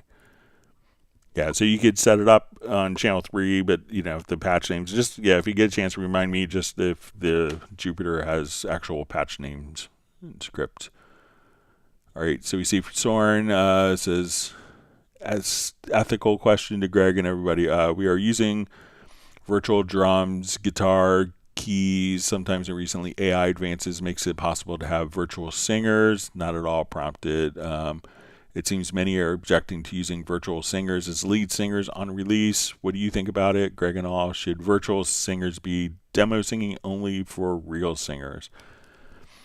I think if you're a wonderful songwriter and you don't sing, like, I'm a pretty good bass player, but I don't play keyboards well. So I would take advantage of tools if I had to that could help me come up with a better piano part. True, I should practice, and that would probably give me better results. But if some people just have a hard time singing, I'm not a great singer. I can, and I have a good ear to know when I'm out of tune. And so, but if you were, imagine if you wrote amazing songs, if you're the next, Lennon McCartney, your next Holland Dozier Holland, your Brian Wilson, and you just couldn't sing and your song wasn't heard because you were scared to sing, but you wrote the most amazing song. I would err on the side of having the most amazing song and have the song be heard if that was the choice, versus not completing a song because we didn't like the way our voice sounded on it. And even if it is used, to give people an idea, because sometimes it's always frustrating when you're working with a singer and they don't you're not sharing the same vision for the song. So if you could, and it's the same with orchestral composition as well, if you could get the most accurate thing possible, using samples to do a film and do all the tweaking for your film beforehand, so that, when you take it to real musicians, if you get that opportunity, that you could translate what you're trying to accomplish to them, I think will always be a good thing. So I embrace technology. I think I wouldn't be as excited about like a song written entirely by AI, because at that point I don't think you would ever own the copyright for it, because I think the AI algorithm would be able to detect itself and knows that it generated it, and that the company would be realizing all of the revenue based on the song. And even though you think you wrote it, that you don't own it because someone else, an AI algorithm, wrote it. So I think for like I was just helping a friend with a Disney project, and he was using a virtual vocalist just so that, and it was also, he shared with me a project he was doing for a musical theater where they had one microphone for 10 or 12 people singing. So the sound man had the virtual vocals, and they could kind of write them in with the real stage performance. So anything, it's like a tool. If you have a hammer, you can just hit a big hole in your wall, or you could build a beautiful building. It's how you use the tool.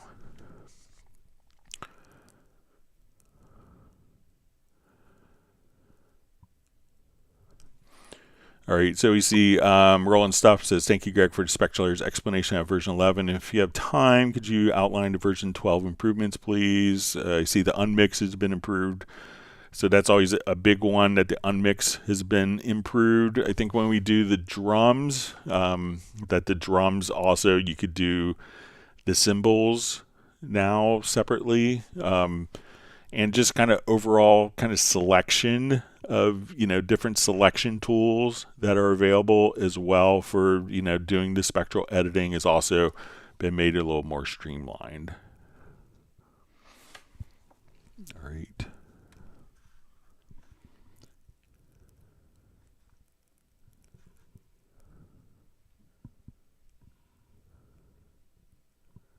All right, so we see Soren just says, thanks, Greg, about the virtual singer. So let me know what other people think. And Sable is a vocalist, so maybe she has some thoughts on it as well.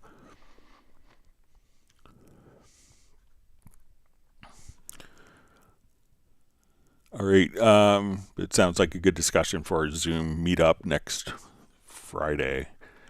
All right, we had a couple questions that were mailed in. Let me get to those. All right, so we had a question last time on can you discuss the difference in delete overlaps mono versus poly? And I was kind of playing around with it, and I wanted to show kind of it maybe in a different context so we could get a sense of it.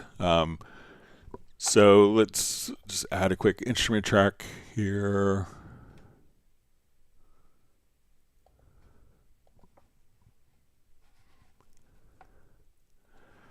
All right, so, and we showed last time, I was showing more kind of like the monophonic examples here. So let me just, so when we now want to come over, just take my,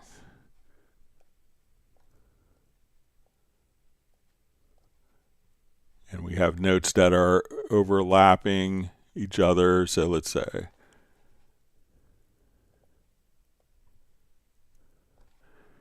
all right, so now we could have different notes that overlap each other. So we can select this. I have a note that's extending underneath. I have this note that's on top. So if we want to take this and do, and we go to MIDI to functions, we could choose, okay, let's do a delete overlaps mono. All right, so now when we do this, we'll have one note, and those notes were trimmed. Now where delete notes poly comes in handy is, let's say we had notes here, and I wanted to have notes that were on different pitches.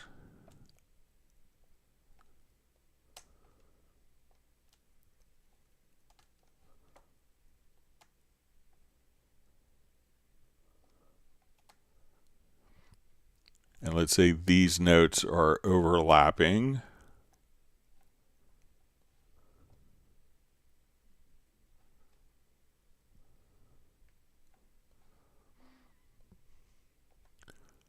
Okay, so let's say these notes are on different pitches. So when we do a delete, so just select all these notes. So we see that these three notes are extending beyond this note, these notes on different pitches, and these notes are extending beyond these notes. So when we come over to MIDI to functions, we'll say delete overlaps poly. And now we do that, these notes will be cut off as soon as these notes come in, and these notes start exactly when these notes end. So with delete overlaps mono, it's going to be for the same pitch. Delete overlaps poly, it will be for different pitches. Okay.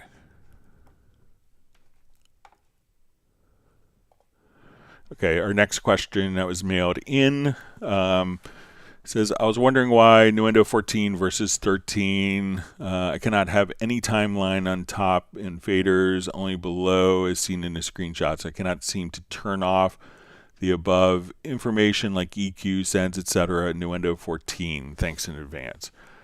All right, so when we come over here and we extend the Nuendo in 14, one of the things that happened was the full mixer came available in the lower zone. So it used to be we would switch between our faders, our inserts, and sends. And if we kind of bring this line here all the way down, we can have it kind of like the old behavior.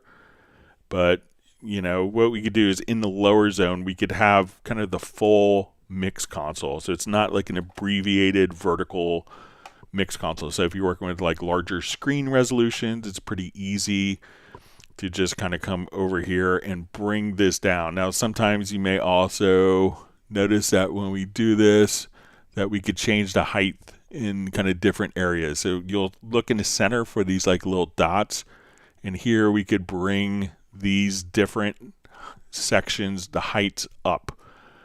So if we wanted to kind of hide our different parts, we could also just come right over here and say, okay, like I don't want to see routing, the EQ, the sends, or my direct routing. I just want to see faders. So now as we come over here, we could have empty, but we could just kind of bring that down or bring the faders up. But they kind of work a bit in conjunction with each other. So you can kind of tuck them away. Some people may also, and if you wanted to kind of just switch, so let's say, okay, I want to see my routing, my inserts, channel strip and sends, and direct routing here. And one of the things that's really helpful, and this came in, I think, 1401. Let me clear my throat.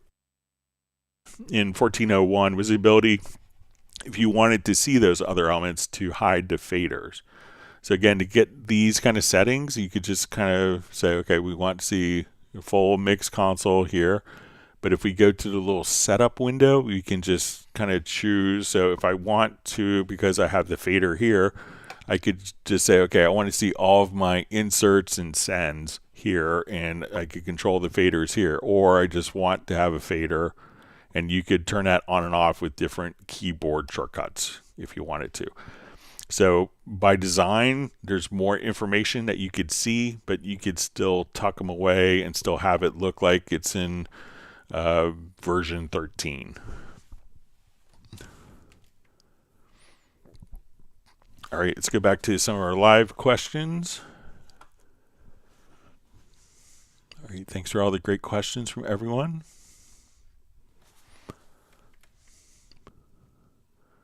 See, Soren just says, yes, a Zoom discussion on the AI. So it's a very interesting topic that's going on.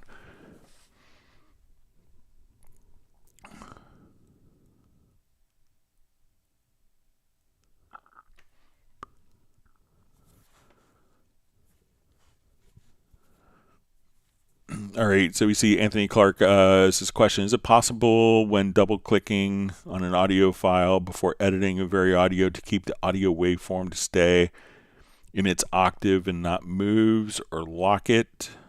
All right, so let's say if we're here, I want to go, let's say I'm doing very audio editing on the bass, so double-click. All right, so I'm not sure if you have very audio. So let's say we have our waveform here. And let's say if we are in very audio, all right, so if you're in the lower zone, we can, so is it possible to keep the audio waveform to stay in its octave and not moves or lock it? So I guess if you don't want to change anything, like if you want to,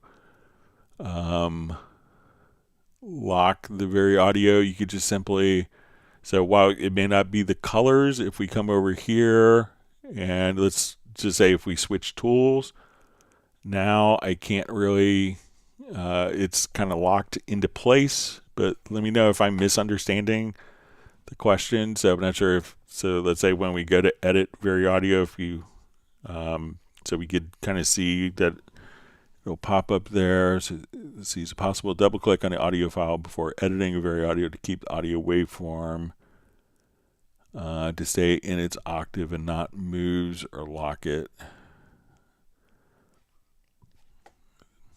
So when I come over here, we go to, let's say we go very audio and a guitar.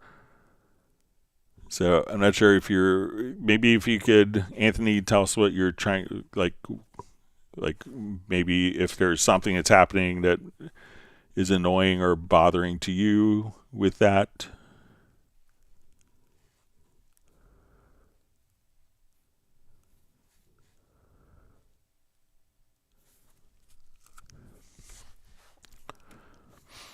All right.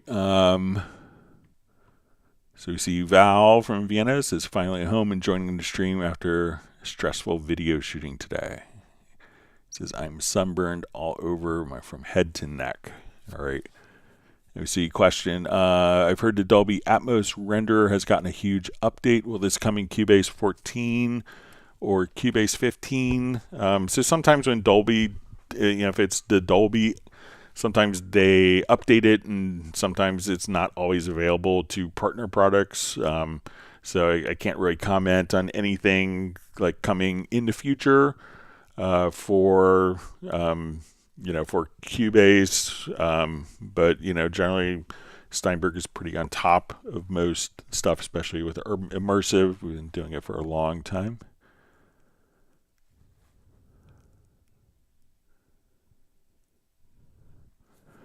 All right, so we see Sables just commenting on the topic of AI singers. I think that should only be used in place of real singer, maybe as background singers, as placeholders. All right, let's see.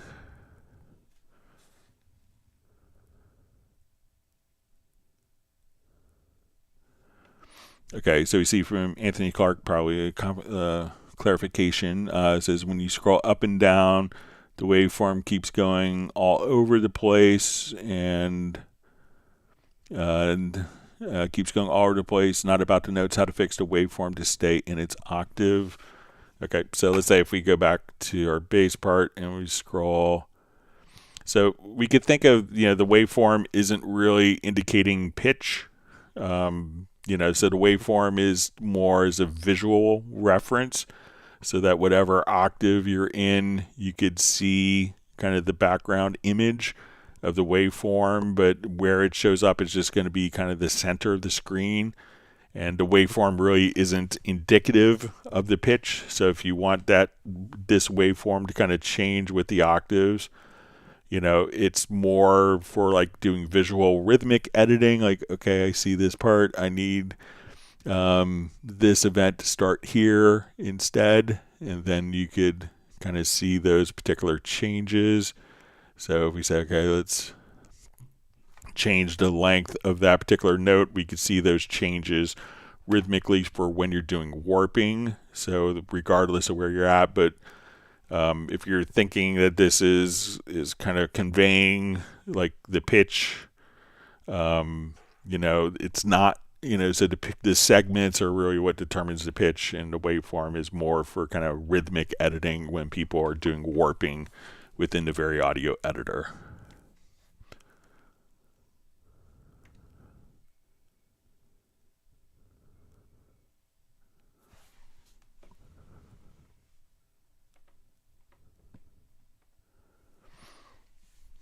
All right. All right, so we see Sarin just saying, Sable, he has problems with vocalists. Too expensive for me and not a friends to do it. Cheaper than Fiverr. My only male singer is blind, and I don't sing that happy song. Sorry.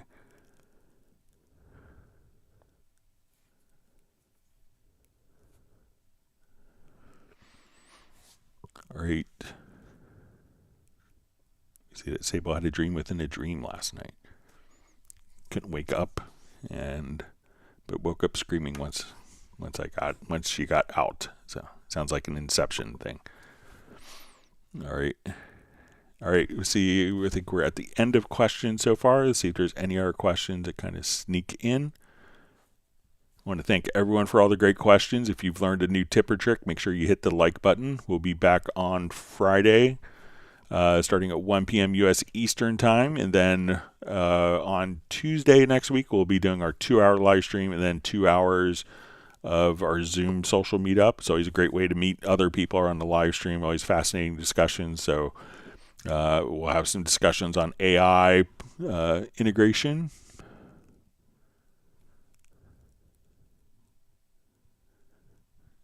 See that Val had a dream within a dream last week. Don't think I've done that, but I've sometimes realized that I'm in a dream, and if it's going to an annoying situation, I'll wake up to get out of it. So, all right. So we see from Giorgio Phoenix, it says, "Thanks, Greg."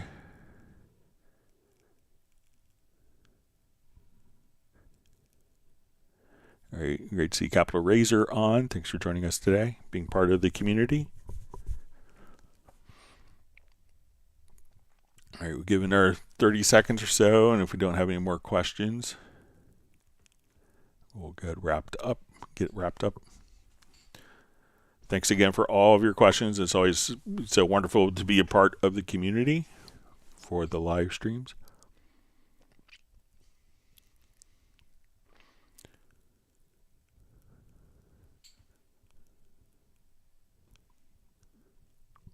All right, give it another 10 seconds or so. There's usually a delay from when I talk.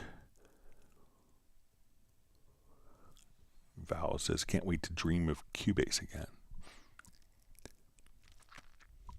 You have 8 hours of watching live streams a week to help.